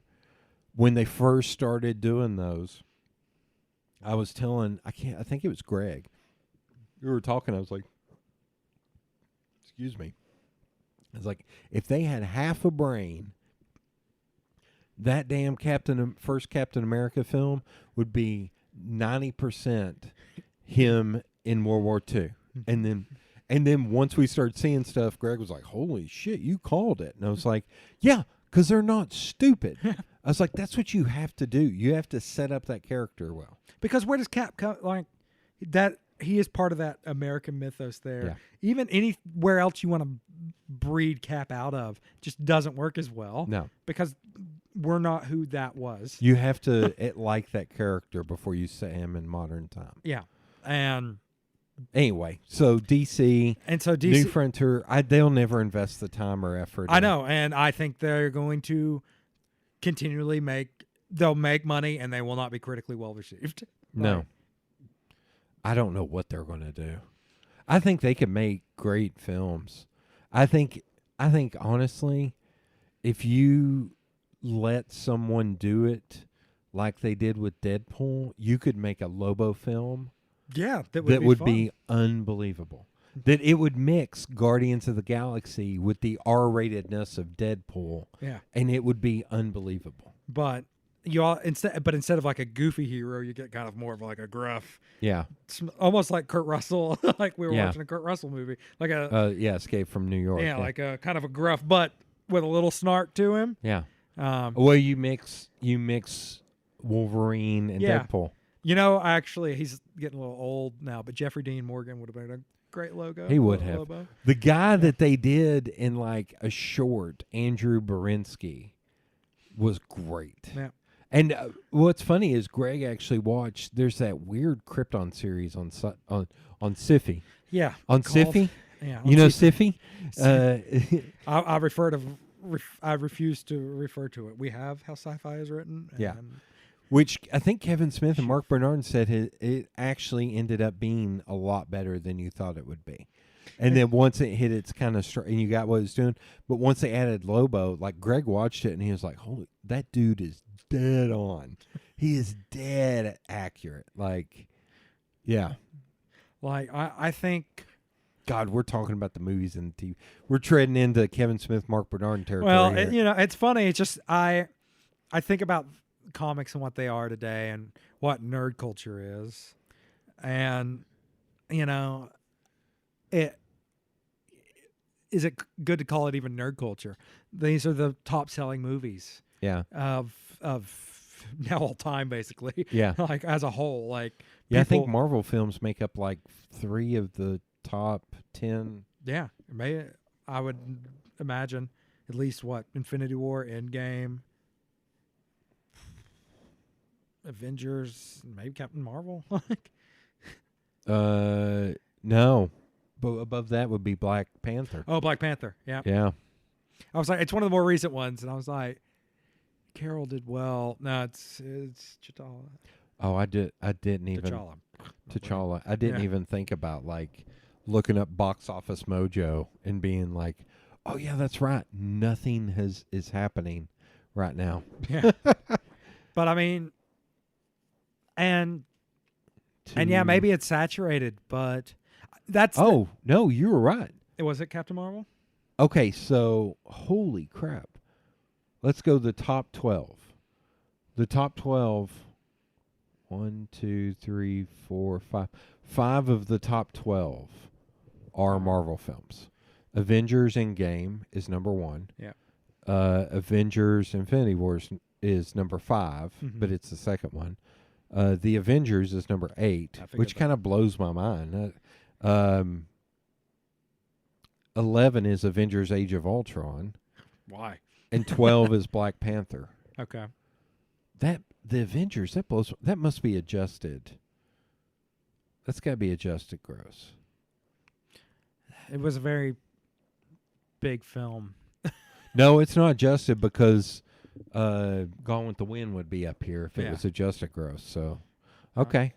Well, that's wild. So, of the top 12, 5 are Marvel films. Wait, did I say 5? Yeah, that sounds right. 1, 2, 2. 3, 4, 5. Yeah, 5 and 4 of those are Avengers films. So, all the Avengers films, isn't that right? Yeah, all the Avengers films. Yep. Except for Captain America Civil War. That's essentially an Avengers film. It was. Like, let's be honest. No, you really want to laugh. Let's see. Out of the top 20, 1, 2. Oh, okay, only 2 are Fast and the Furious films. I love that. People like, I think those are great because they're good blockbusters. Like, they're fun to go watch. Yeah. Like, I don't like going to the theater that much anymore. It's expensive. I'm having to deal with other people. But there is something about those films that's just fun. They're being an Endgame and watching some of those end scenes and just hearing a whole audience reach catharsis at the same moment was like, there's nothing quite like it. I still will watch clips of it's just a year, so I won't spoil, but some of the scenes. No, spoil. Okay. It's fine. Like Cap getting the hammer. Yeah. And just these, like, people have been recording it in theaters and hearing the whole audience lose their mind. Like, I still get chills on that because I was there. I saw it. I'm cheering with my friend. Oh. Like, It was, Sean and I talked about this. We went and saw, we saw both Endgame and Infinity War, but I remember when Infinity War ended, it like, as people were fading away, you heard people nods go, no, and then it ended, and it was just silence. oh yeah, And then at the end scene, you heard people go, what was that on the pager? And Sean even leaned over. When I saw what was on the pager, I looked at him. I just held up one finger, like, give me a minute. And then it ended. I was like, that was Captain Marvel. And I was like, Kevin Smith was hoping it'd be Fantastic Four. yeah. That would have. I think it was, hilarious when it happened. I remember being in the theater. Can I say this about Fantastic Four? Sure. I finally figured out a way to do that as Fantastic Four. You make them almost like CIA agents, and they were sent off into the cosmos, almost like Star Trek. It's a good idea. Yeah, where that's why he couldn't draw them back, almost like what he did with Captain Marvel. Yeah, because I thought my answer was too comic booky. Yeah. But yeah, in the theater. But I got to come back to Endgame. I was in Infinity War with my friend, and we, something was going on. I figured it was going to be 2 movies of him trying to get the stones, and then just the final battle. And when he got all the stones and did it, my friend and I actually started laughing because we're in this quiet theater looking at what is probably 18 to 20-year-olds. So, we're thinking, man, this is 10 years of their life. They've grown up with these characters, and they just watched them dust. Yeah. And, in the comics, that's what coming Thanos back. does. And you also know that that's how he does That's it. my favorite honest trailers maybe of all time is Avengers Infinity War, where they show the box office of Black Panther and Spider-Man as they're fading away. I was like, that's amazing. Because, but when it happened and it's just dead silent, and even the title dust, Yeah. my friend and I, you hear us just going, he did it. Oh my God. and so, but we're there. I think we probably went opening day. We didn't go opening night. to Endgame, but just being in there with that studio, I looked at him when we walked in. I said, the only thing I want is a giant CGI picture of every member of this fucking franchise fighting, and I got it. Yeah. Like, as soon as that popped out, I was like, that's all I needed. Yeah. Right there. Avengers Endgame, when we went and saw it, like when Sean and I walked out of the theater, as we were walking to our car, I waited till we got out of the theater and away from people before I said this. Is like, how many times did you almost tear up? Did you tear up? And he was like, twice.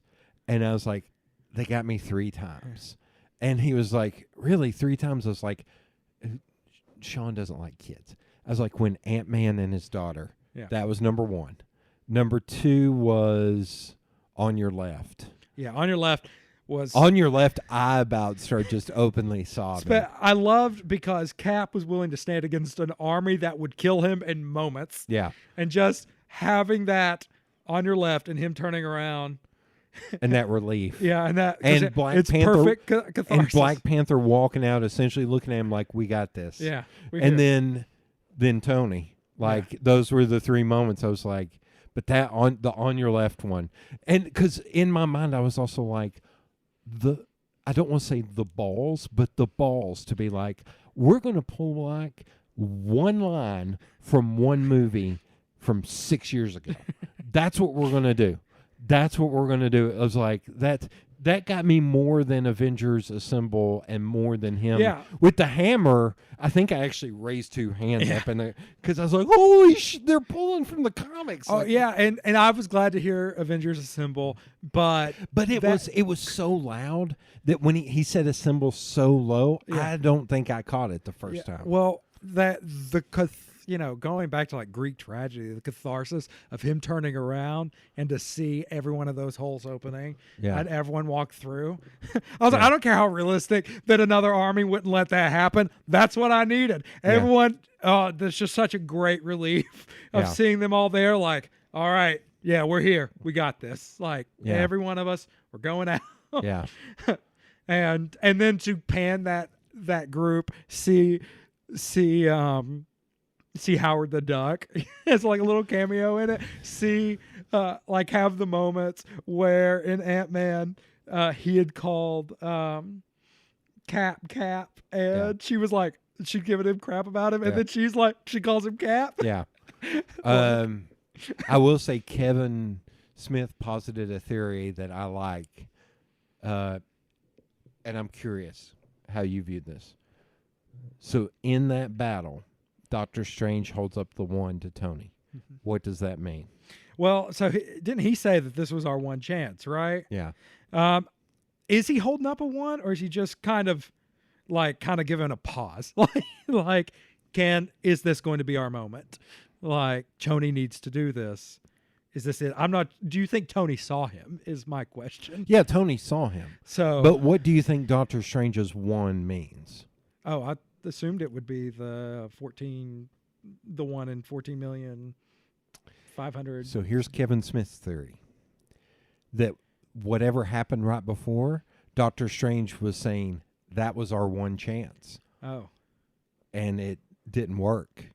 Interesting. And that's when Tony decided he had to sacrifice himself.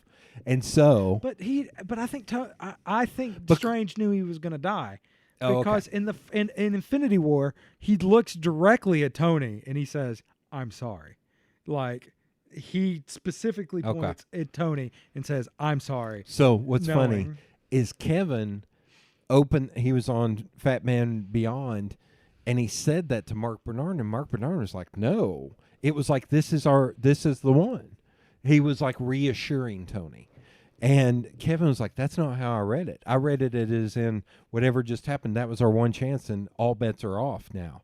We're going to lose. And that's why Tony did that and killed himself.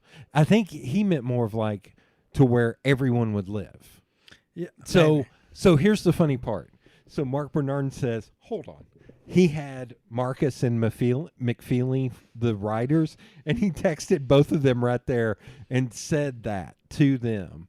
while Kevin kept talking, and he's like, I'll ask them. So he texted them that. And so Kevin was like, I tell you, that's what I think it is. And all of a sudden his phone went, and he looked at it and he's like, no. That's all it said.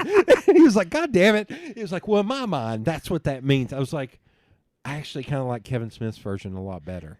It's interesting, but like I said, I'm pretty sure Strange knew Tony was going to die because of how he talked to him. But I think before he Kevin's goes to argument was he couldn't say you have to sacrifice yourself for you, like that. That's what he meant. He was like, how did Strange know that Tony would realize that this meant you're going to have to die? I think Strange looked at Tony, who he knows Tony's fast enough to see what it is. See, because I think Strange knew he couldn't tell Tony.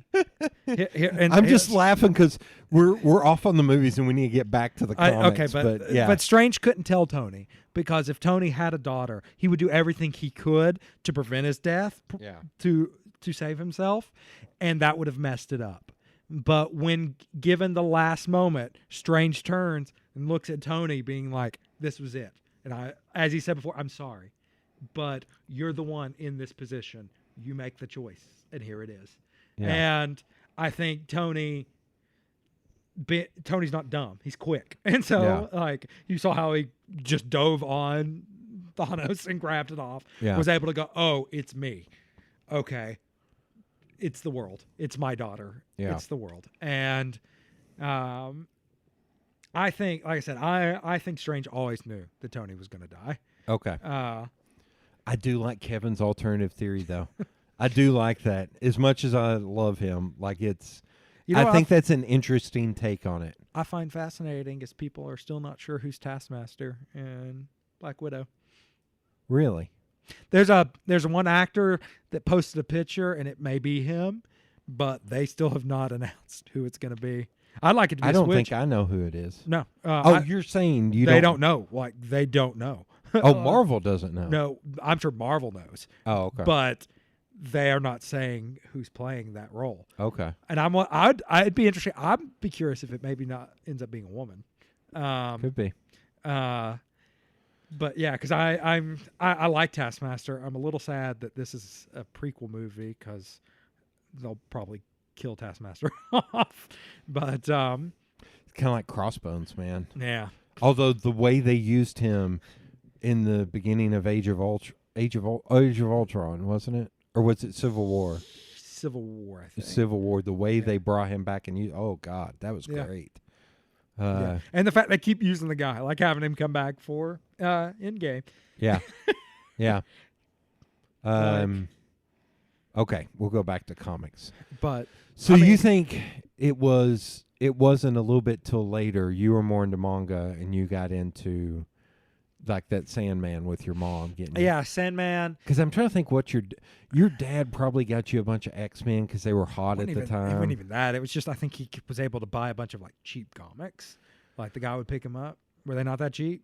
No, I think I told him, but I think I was kind of out of it at that moment. And I was like, I don't know. I was like, if you can go back and buy some of these were good. Because you went through my comics at one point, the ones he had got me, and you were like, man, these are...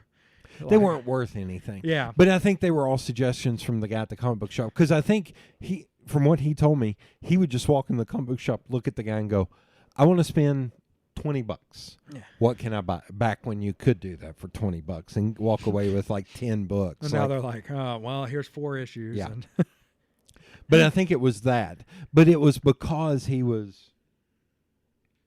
was almost like, well, hell, everything's in the middle of everything. It's not like he can pick up at that point. Yeah. And anything that would have been good, like Marvels or Kingdom Come, you're way too young for. Yeah. And that's... God, there's a movie.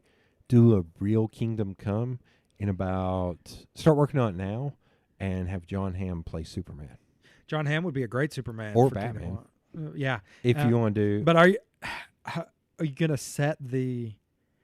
Like, it takes a lot of weird story. I guess they've now established it, though, with Shazam. They could, because people now know who Shazam is. And that's the major piece. Yeah. Like, your big sacrifice.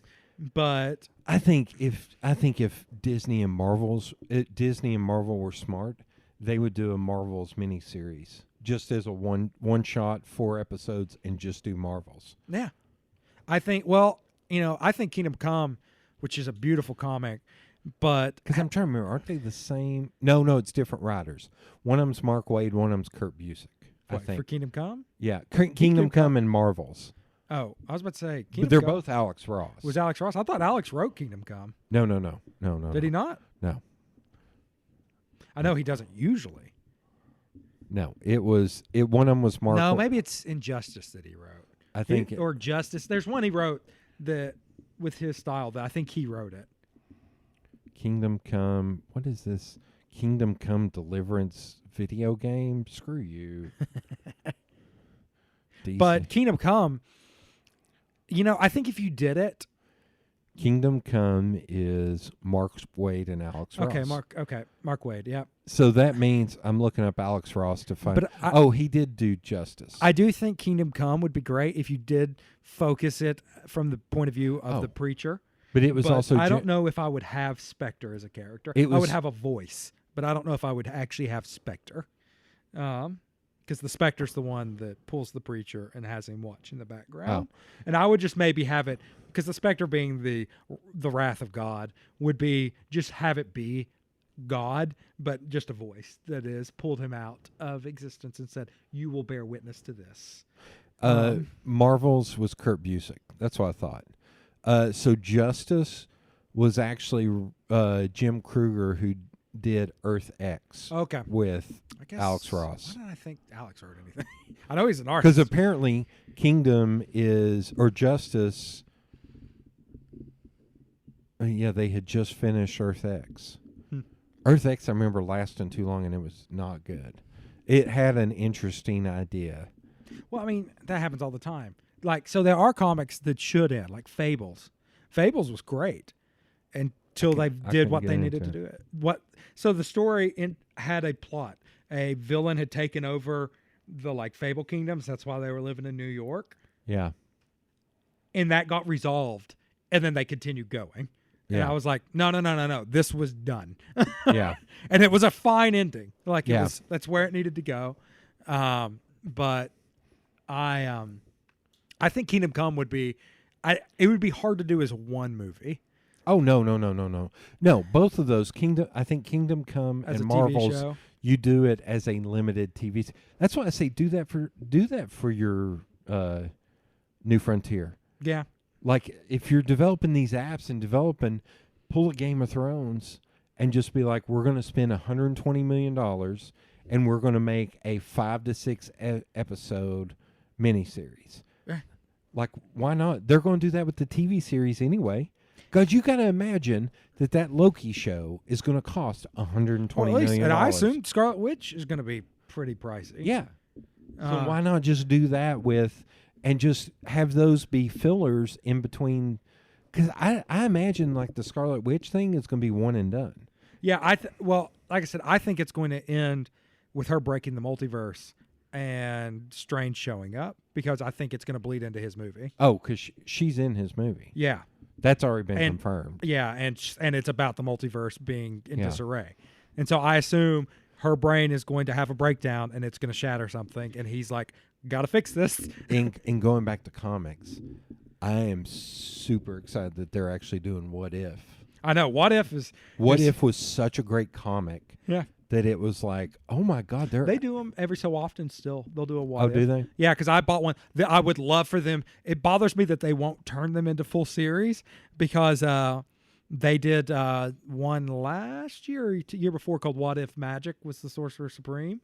And she is a girl, it starts out with her walking and hitchhiking.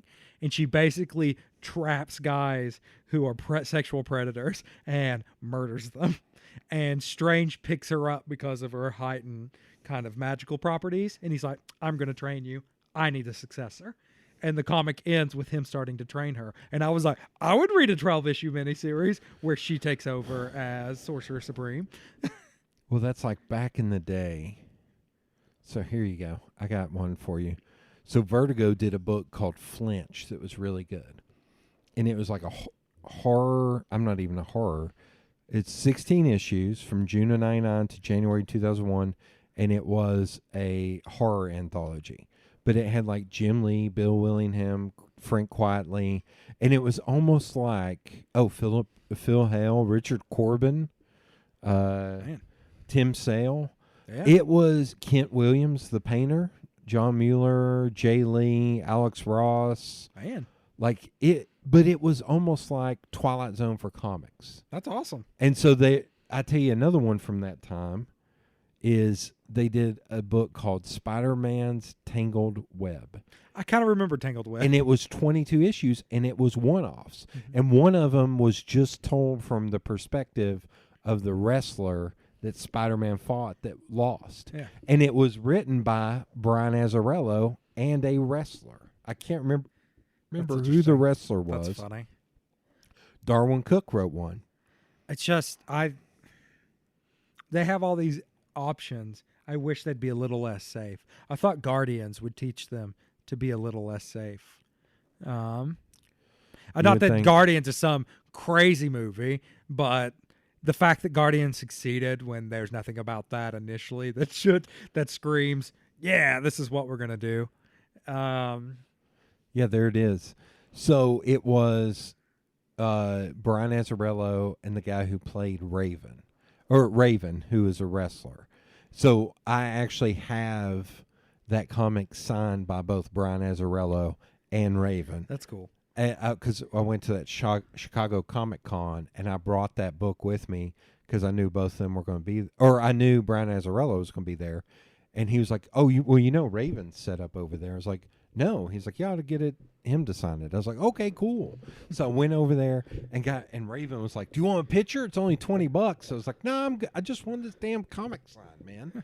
It's like, no offense, I don't give a shit about you as a wrestler. I just wanted this. But as a comic book writer, Oh yeah, Paul Pope. Like it was this amazing book. That I just love that they could do. But there was this one artist that he was one of the first digital artists. This guy Cary Andrews, Kaare Andrews. But I remember at the time, like Greg and I were big into making lists. My buddy Greg White and I read comics. We went every Wednesday to the comic book shop. But we were big on making lists, and I remember we made like a top 25 comics. It couldn't be like Preacher. Yeah. It had to be, because in it, I remember in like the top 25 list I made, like Preacher, I ended up adding two together, the two Vietnam issues. I was like, both those together is tremendous. Like maybe best storytelling ever. And I think I put Saint of Killers in there too, that miniseries. But I remember there was like a Tangled Web, and I think it was a Cary Andrews written and drawn.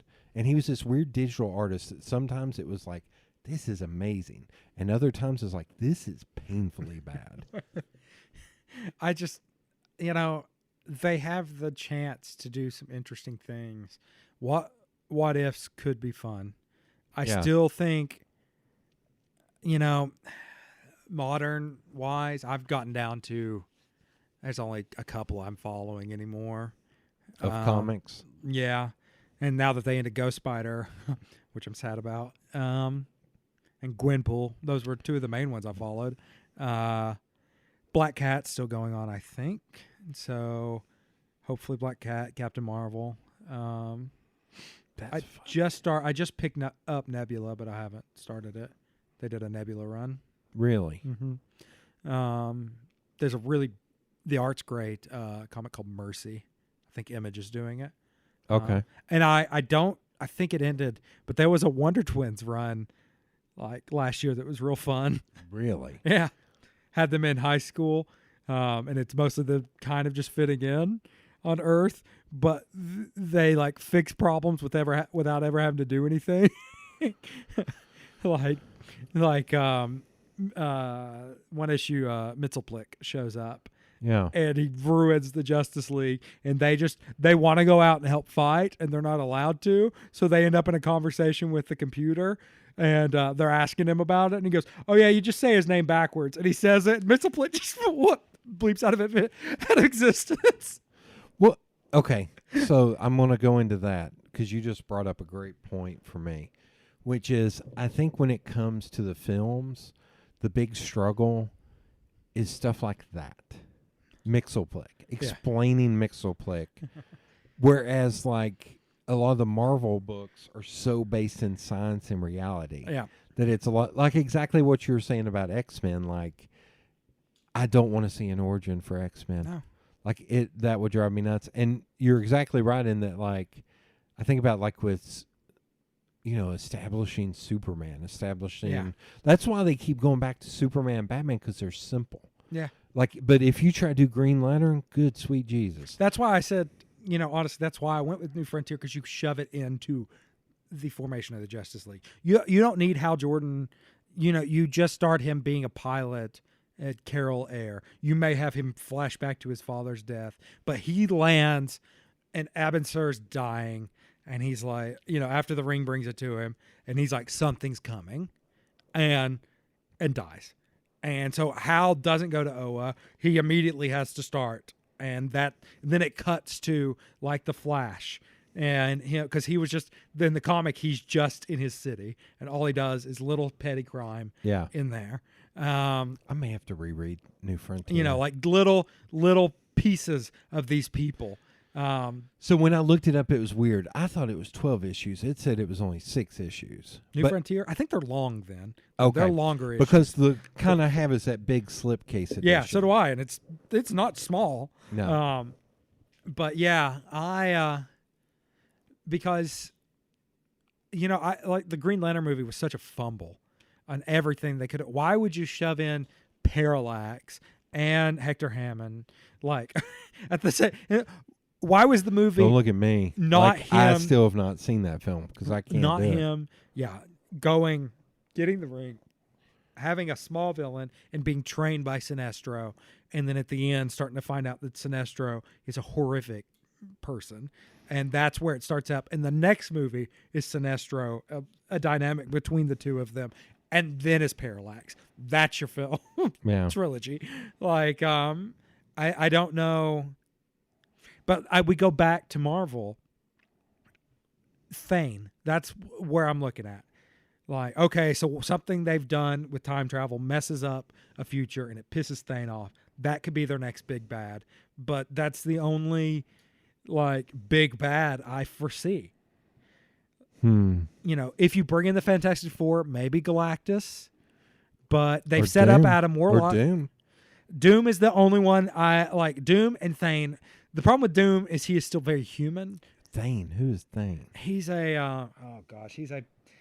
the comics. How do you spell that? Thane.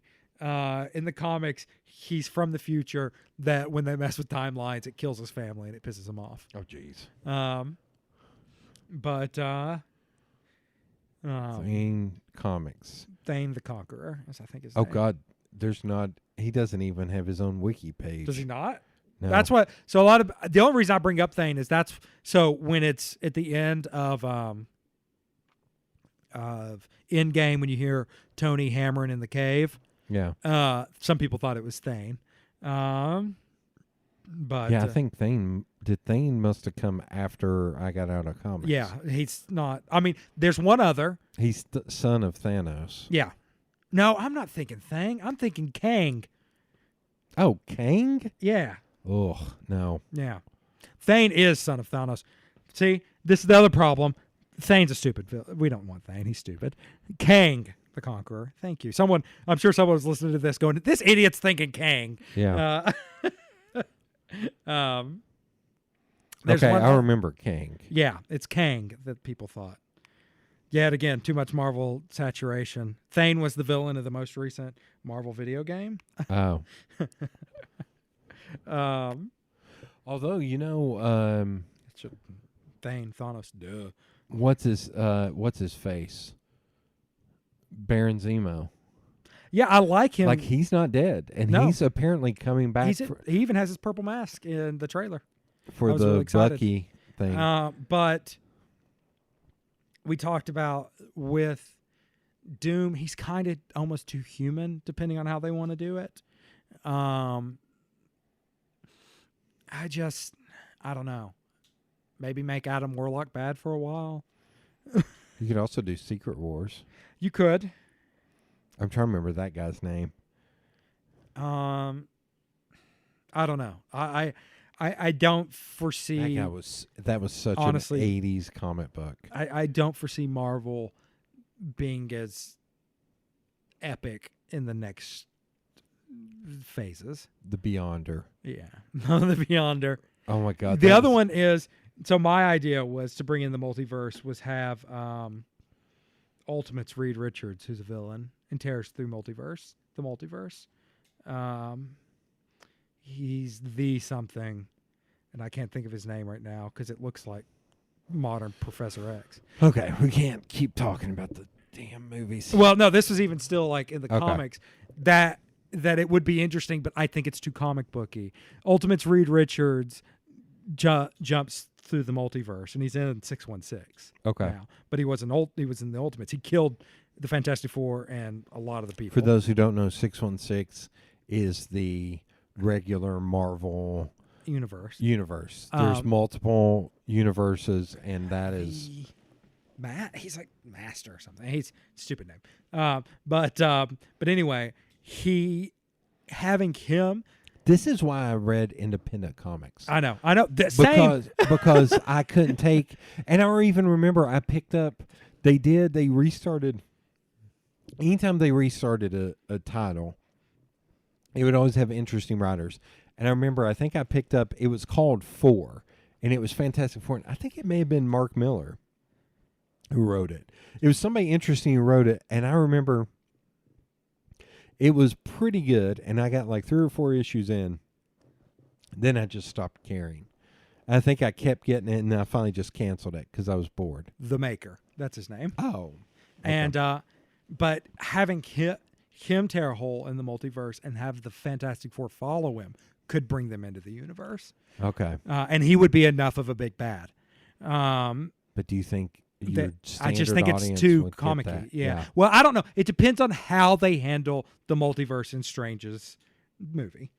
And I'm excited because as of right now, isn't it? I'm pretty sure it's Sam Raimi, isn't it? Yeah. That could be. I think our multiverse could look like some Jack Kirby drawings, and that could be exciting. Yeah. I just wonder how much you're going to lose people. I know, because the multiverse starts to get strange. Also, it's going to take away, like, okay, so Tony's dead in this universe, but he's not necessarily dead in the others. Yeah. Well, they were talking about same like with Thanos. if they bring in Ironheart, Riri, and you know who Kevin Smith and Mark Bernard said for Riri? Who? Oh, Rambo's daughter. Oh, Maria Rambo's daughter. That's not a bad idea. I always just kind of like the idea Shuri. of Shuri just taking over.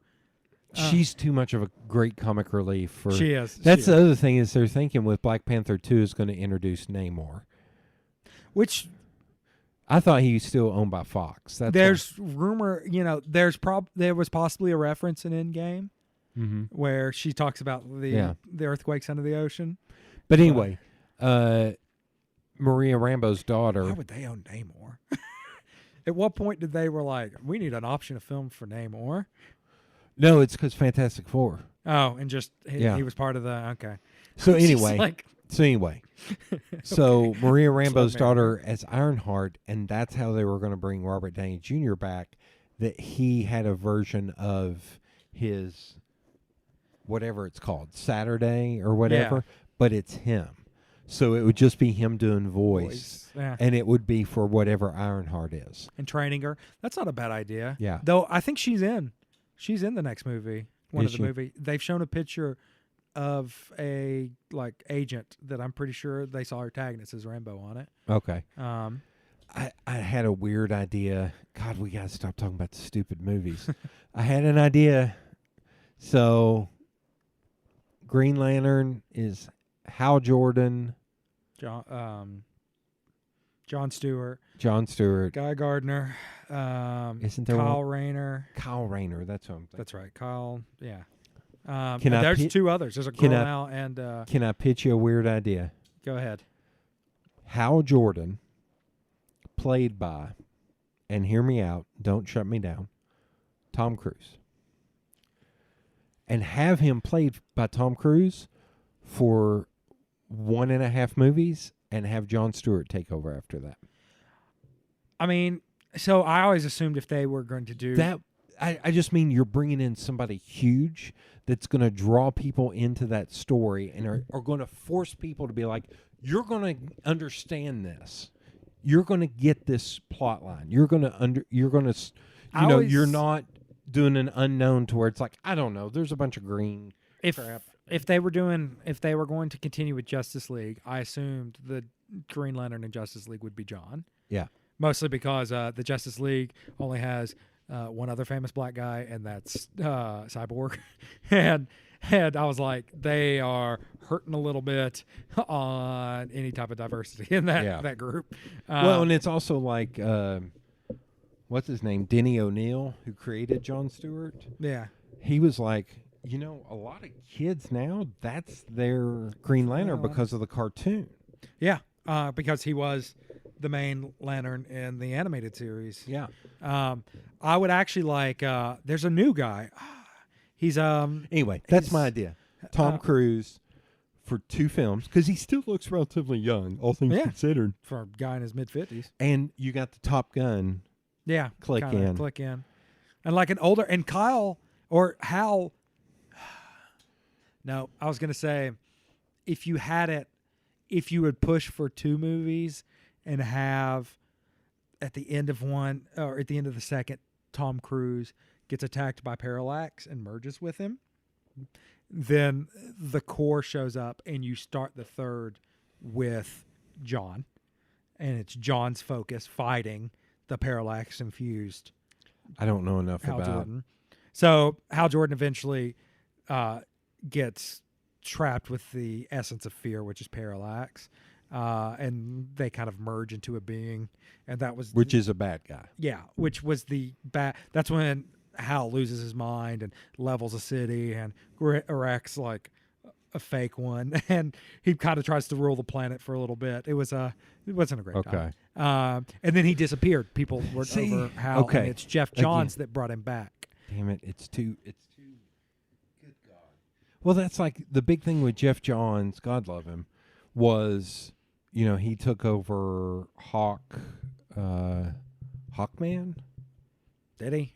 I'm sure he did. He took Hawkman. He took over Flash, and they were like, and he brought back this character that was a nobody. I was like, yeah. And there's 20 of you that give a damn about that. Good Lord, this mic stand is killing me. Well, I mean, it's but I look at that and I think that's where you're hurting, because I look at like they again. I hate to go back to Marvel, but it's when they would relaunch issues.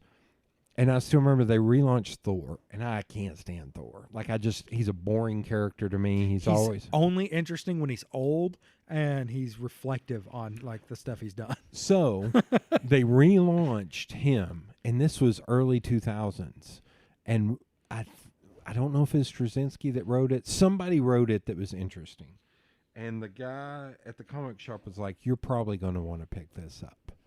I was like, "Really?" I was like, "I don't care about Thor." He's like, "You're gonna want to pick this up," and it was essentially like somehow Asgard had fallen, almost like Ragnarok. Yeah, Asgard had fallen, and then Thor ended up in the small town Nebraska or something, and that's where he'd gotten stuck, and he didn't know what he was going to do, and then he was like, "I'm going to rebuild Asgard here," and so he built it right above, like this big thing right above the.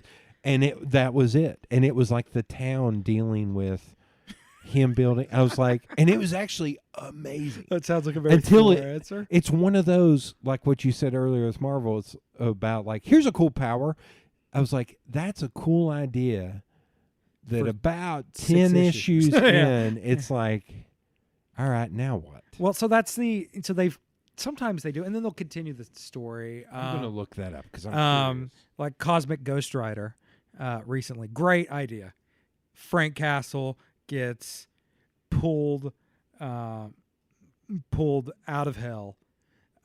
Old crazy Frank Castle gets pulled out of hell and becomes rides around on Earth as Ghost Rider, until he goes insane. And Galactus shows up to a desolate Earth where only Ghost Rider Frank Castle is left and says, "You're going to be my herald." And then it's just a crazy man for 5 issues who's like, after he deals with Galactus, is like, "I'm going to go kill baby Thanos." And when he goes back, he sees a very cute Thanos and he's like, "Instead, I'm going to raise him to be good." And at one point, future Thanos shows up and he's wearing a giant Punisher t-shirt. And that is great for 5 issues. Oh my God, you've told me about this forever, and I think I've still got those in like my Amazon thing. Like, you just can't. Oh yeah, that was the other thing. The writer or the artist for this guy Marko Djurkovic, and the art was just. It's like that Oliver Coipel guy. Like the art is just so damn fantastic. Yeah, it was. I was right. It was Straczynski. I like little one-off series. I get if a storyline starts running over like 20 or so issues, I start sometimes backing out. Depends on how much I love a character. Yeah. Like, because a lot of times the story just becomes cliched comic junk. Yeah. Well, that was the great thing about Walking Dead, is that he was not afraid to kill people. Yeah. Why can't I not pull his name If you right can now? build a world Why instead can't I of pull just a character, it's great. But Kirkman, yeah. Robert Kirkman. Yeah. But of course, he ended it 100 issues done, right? No. No, It's like, is this it was still like 143. okay? Because he didn't tell him until he turned in the last issue.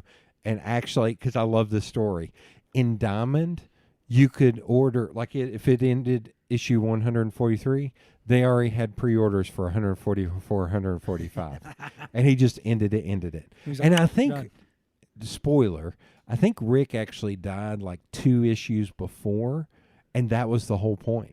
Yeah. Is to do Rick's death and then continue on for like 2 issues to where people are like, "Oh, I guess we're keeping on going." And then it was like, "Nope. I need to get those final issues." Like I think I've got to like issue 118.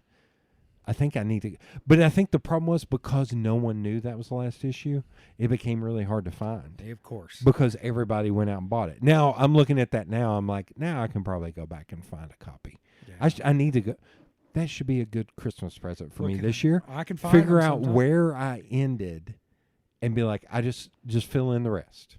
If you just fill in the rest. My luck, issue 127, they will have introduced a character that Oh, popped God, up yeah. somewhere else, and I'll Probably. never.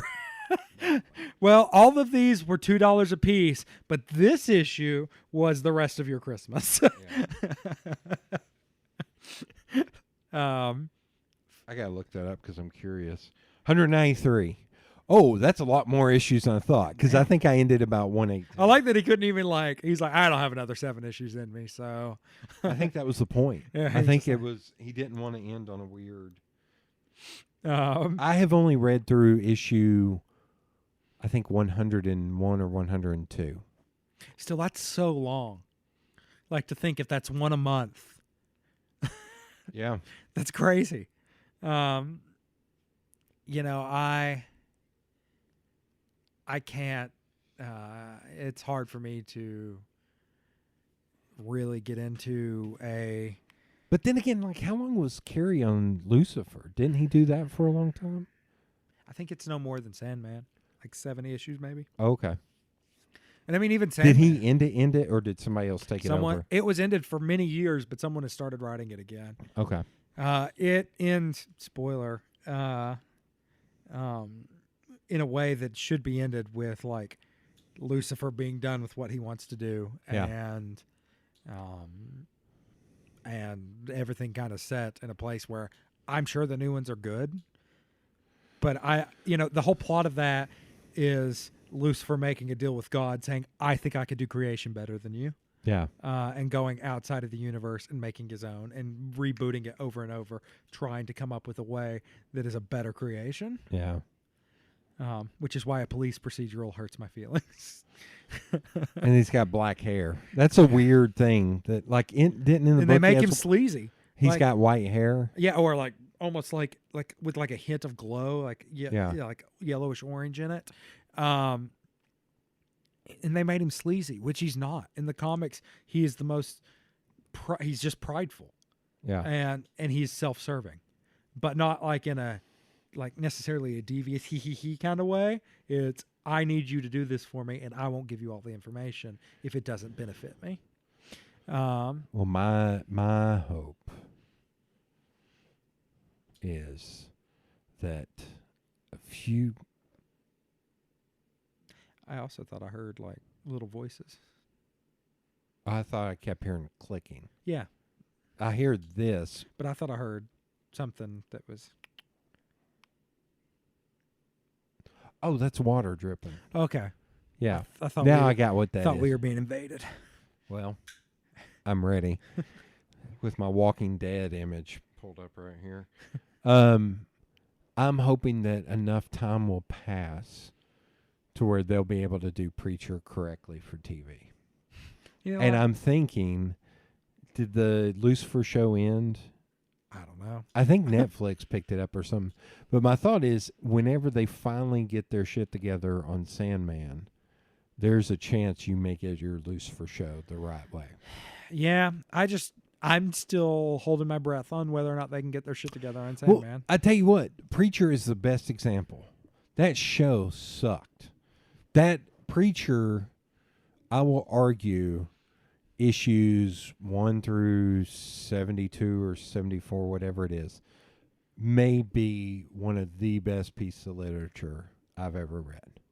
Just as an original story and all the twists and turns and from a TV viewer's perspective, how they did used almost like TV tropes within a comic of we're going to take 6 issues and we're going to go off on a side road here. And how they did that. It's brilliant. It's Preacher ranks higher to me than Sandman because Sandman is essentially I'm going to make this insane great story, but I'm going to tap a Shakespeare filter on it. And it's good, sweet Jesus. It's I just want a great story. And I think Preacher interweaves so many other weird characters, like the Saint of Killers, like God, So Air Star. My biggest drawback on Preacher is I don't like the depiction of God. I will cut you. Lucifer's better. I will cut you. But yeah, how they did that with Saint of Killers. And But I did think Santa Killers was great. I think Saint Killers is one of the best. And how they ended Preacher. I was gobsmacked when I read it. Do you remember how it ended with Saint of Killers? Yeah. Okay. Yeah. Spoilers for anybody listening. He ends up on God's throne After killing God. after killing God and killing everyone in heaven, I think. Yeah. Or all the angels Yeah. around God. Yeah. Preachers, I will argue that until I am blue in the face. Well, no, I'll argue that Superman for All Seasons may be one of the greatest written stories for my money. I still think it is. I think it's... Well, there's something poignant and tight about it. Yeah. I do like precision in my stories. Oh, I'll tell you one that nobody talks about, and it's so weird, and I want to find the guy and scream at him and say, just do one collected damn edition. You're killing me. Is Hero Bear and the Kid. Hero Bear and the Kid is written and drawn by this artist who used to draw for Disney, and it is a gorgeous children's book.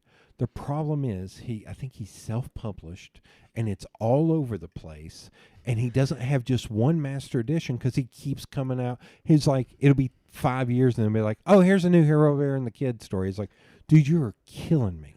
You're killing me because I want to suggest this book, but you don't title these correctly, so they don't know which order. It has one of the greatest reveals ever, which it's essentially like Calvin and Hobbes, but it's Hero Bear and the Kid. It's a stuffed bear and a kid, and the stuffed bear is essentially like Superman. And it's brilliant, but there is a turn in it that I did not see coming. That was if I was a kid, this would blow my freaking mind. It's so well done, and the art is great because it's that old school Don Bluth, Disney art, and it's gorgeous, and it uses color very sparingly, so it's a lot of black and white with red. Yeah. But yeah, that's one thing that kills me with comics is I like that Marvel and DC are able. They make so much money on the trades. I That's know. where they make their money. I know. But Which is funny, and now they've talked about going digital for a lot of them, and I just coaster. There's nothing. It's not The condens- coaster's right next. It's not condensating. I don't. You're screwing up my dust on my end table there. They do make it, and I think they make a lot digitally now.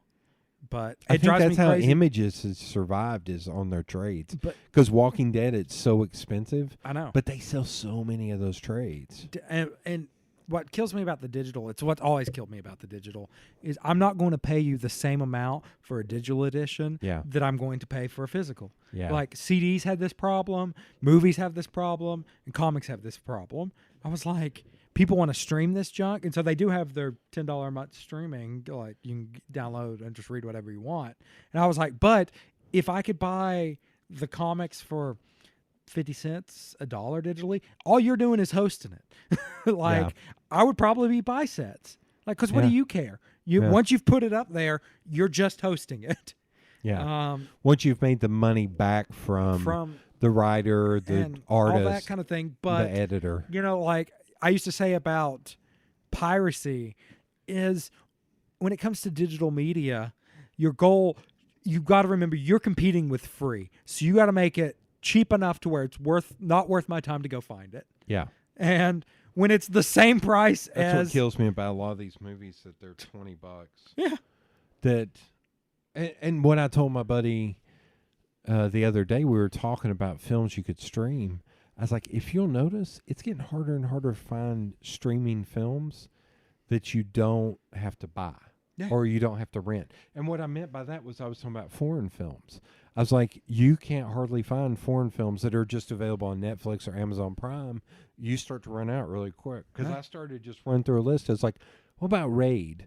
Okay, Raid and Raid Redemption 2, Raid Redemption and Raid 2 are not on there. Okay, well, what about, and I just started running through a list. I was like, no, none of these are available. That's why I still have the Netflix DVDs. which is why you'll start to see piracy creep back up again. Yeah. Because people are, if it renting them though, like when they've gotten to the price where renting's like $2.99, that's not awful. Like Yeah. people can justify that in their Yeah. head. But like, I'm not paying you $20 for a digital copy of a film. I'm just not. No. Not when I could buy a Blu-ray, 6 months after it releases for $10.99, and it will probably come. Well, with a you know digital what's copy. going on now with coronavirus and all this is like Yeah. when they did Trolls World Tour, That's it's released it. $20 Yeah. Was to it rent it. And same thing with this Scooby-Doo film. It was $20. $20? And so here's the problem. It's $20 for you to rent it. You watch it once, you're done. You don't get it for so many hours. So there were parents that they didn't realize that. And there's one comedian I was listening to, he's like, we spent like $180 renting Trolls World Tour because kids don't want to watch it once. Yeah. They want to watch it 100 times. And he was like, I didn't realize that. And at that point I was like, they're idiots. Then why didn't they do it like you can rent it for $10, which would be the cost of a ticket in the theater, Yeah. or you can buy it for $25. Yeah. And it would be in the theater. That I understand. Yeah. You know what I mean? Because the opposite side is like, let's say Justice League came out right now to keep it in the comic sphere. You're saying I can rent it for $20? Yeah. Whereas if it had been in the theater, it would have cost me 10, $10. 8, depending on when I'm going. Yeah. I was like, I don't. Yeah. Let me buy it for $20 Yeah. and rent it for $10. Make the rental charge be higher for that type of film. Yeah. But I feel like a lot of times it's these industries with out of touch people who are just like, well, this is how we've always done it. Yeah. And I'm like, well, it's a different market, man. Yeah. like Apple proved to you with iTunes, as much as Apple grabs from other people, you start seeing a net decline in music piracy with the creation of iTunes. Yep. Because it was 99 cents. Song, it's yours. 99 cents. 99 cents. Can I give you an even better argument? Let's do the Justice League thing. So what you're telling me is I'm paying $9.99 a month for Netflix, and I can watch thousands of films and TV shows. But you want me to pay $20 to rent it to watch it one time. Yeah. That's what you're telling me. I just want to make sure we're correct. 2 months worth of Netflix for one film that I can watch one time. Yep. That's insane. Yeah. Yeah. And I mean, and which is stupid because I honestly think most of the industry would actually like to go away from theater. Like, Yeah. I think they want to go digital. Yeah, but because they they're are handling playing. it Yeah. poorly. Okay, let's go back to comics, and we got to come in for a landing because I still got to damn edit and publish this thing tonight. So, with the Rona and all this stuff that's happened now, do you think comics are going to recover? See, now that's an interesting question. Like I said, they already moved. You need to answer it in 2 minutes. Okay, they I'm already just moved kidding. some of mine to digital only, and I think comics will be a thing. I think you'll see, maybe not. I think it's the smaller prints that are going to hurt. You're not getting rid of Batman. You're not getting rid of. Do you see what I'm pointing at? Right now, it looks like Knoxville grass. Vinyl. Oh, It'll yeah. become like vinyl. Yeah, I mean, I think you'll still have it. I think a lot of it will go digital. I hope that's not the case. I worry about comic book stores more than anything. You know, like my local guy, I'd be heartbroken because it's one of the only businesses I like to go to. That But isn't it's food. whittled down to where there's so few comic book stores anymore. I know. And it's weird, and like, there was a store out in Maryville. What the hell was that thing called? It was a chain, but it was a smaller chain, I think. It was almost like a Best Buy. Do you know what I'm talking about? Hastings? I do remember Hastings, but I didn't know there was one in Maryville. Yeah. Hastings is a chain, I think. Sounds right. But they had a bunch of pop figures, but they had a comic book section. Mm-hmm. To where it was like, but then they were like, we're not going to do comic books anymore. It's like, well, shit. Okay, so if you're out in Maryville, where are you going to go? Actually, now it's Golden Age Comics, big store, What is? the Maryville comic book store. Oh, there is one in Maryville? Yeah, I think it's called Golden Age. It's good. I mean, the 1 or 2 times I've been there. But you know what I mean. Yeah, Like, but I mean, even for a your major small like town- a Hastings Yeah, decides to stop doing comics, and kids can't get them there. Yeah. You know? and our kid's gonna be. Will they find them digitally? Like that's the thing. Is like Yeah, how likely are parents going to share them digitally? yeah, and go buy them and deal with, especially when they're $2.99, $3.99 an issue. Yeah. Like I don't know. I do worry that you'll see a lot of them suffer, especially your Vertigos, your Image, your. Is those Vertigo even a thing anymore? I don't know if Vertigo is a thing, which kind of breaks my heart. I always love Vertigo. I think it's called DC Black now. Yeah, well, they have that black label, but I don't know if they call that if that's Vertigo. It just seems adult because Vertigo didn't necessarily mean adult. It just meant, it was side alternative. Right. Like, hey, we want to do a Joker story, but Joker is in the doing this in universe. So how do we do the Killing Joke? Something like that. But yeah, I think, well, as with a lot of things, I think comics may be harshly affected by the Rona. Like, I hope, I even, as a pop vinyl collector, there was a lot of talk of Funko not doing much more and just closing shop. Why? They make so much money. I think, like, I do think I think the market's, they're starting to see the market go down a little bit on Yeah. because they've really saturated that market. Yeah. Um, And also they fractured them by having so many. This is a Walgreens exclusive. for instance, I was actually complaining about that today. I couldn't get one that I had pre-ordered on Walgreens, and I had it ordered through PayPal, which is connected to my bank account, and I get an email that told me my card was declined, and I was like, "No, Yeah. you just didn't have it. Yeah. Don't lie to me." Yeah.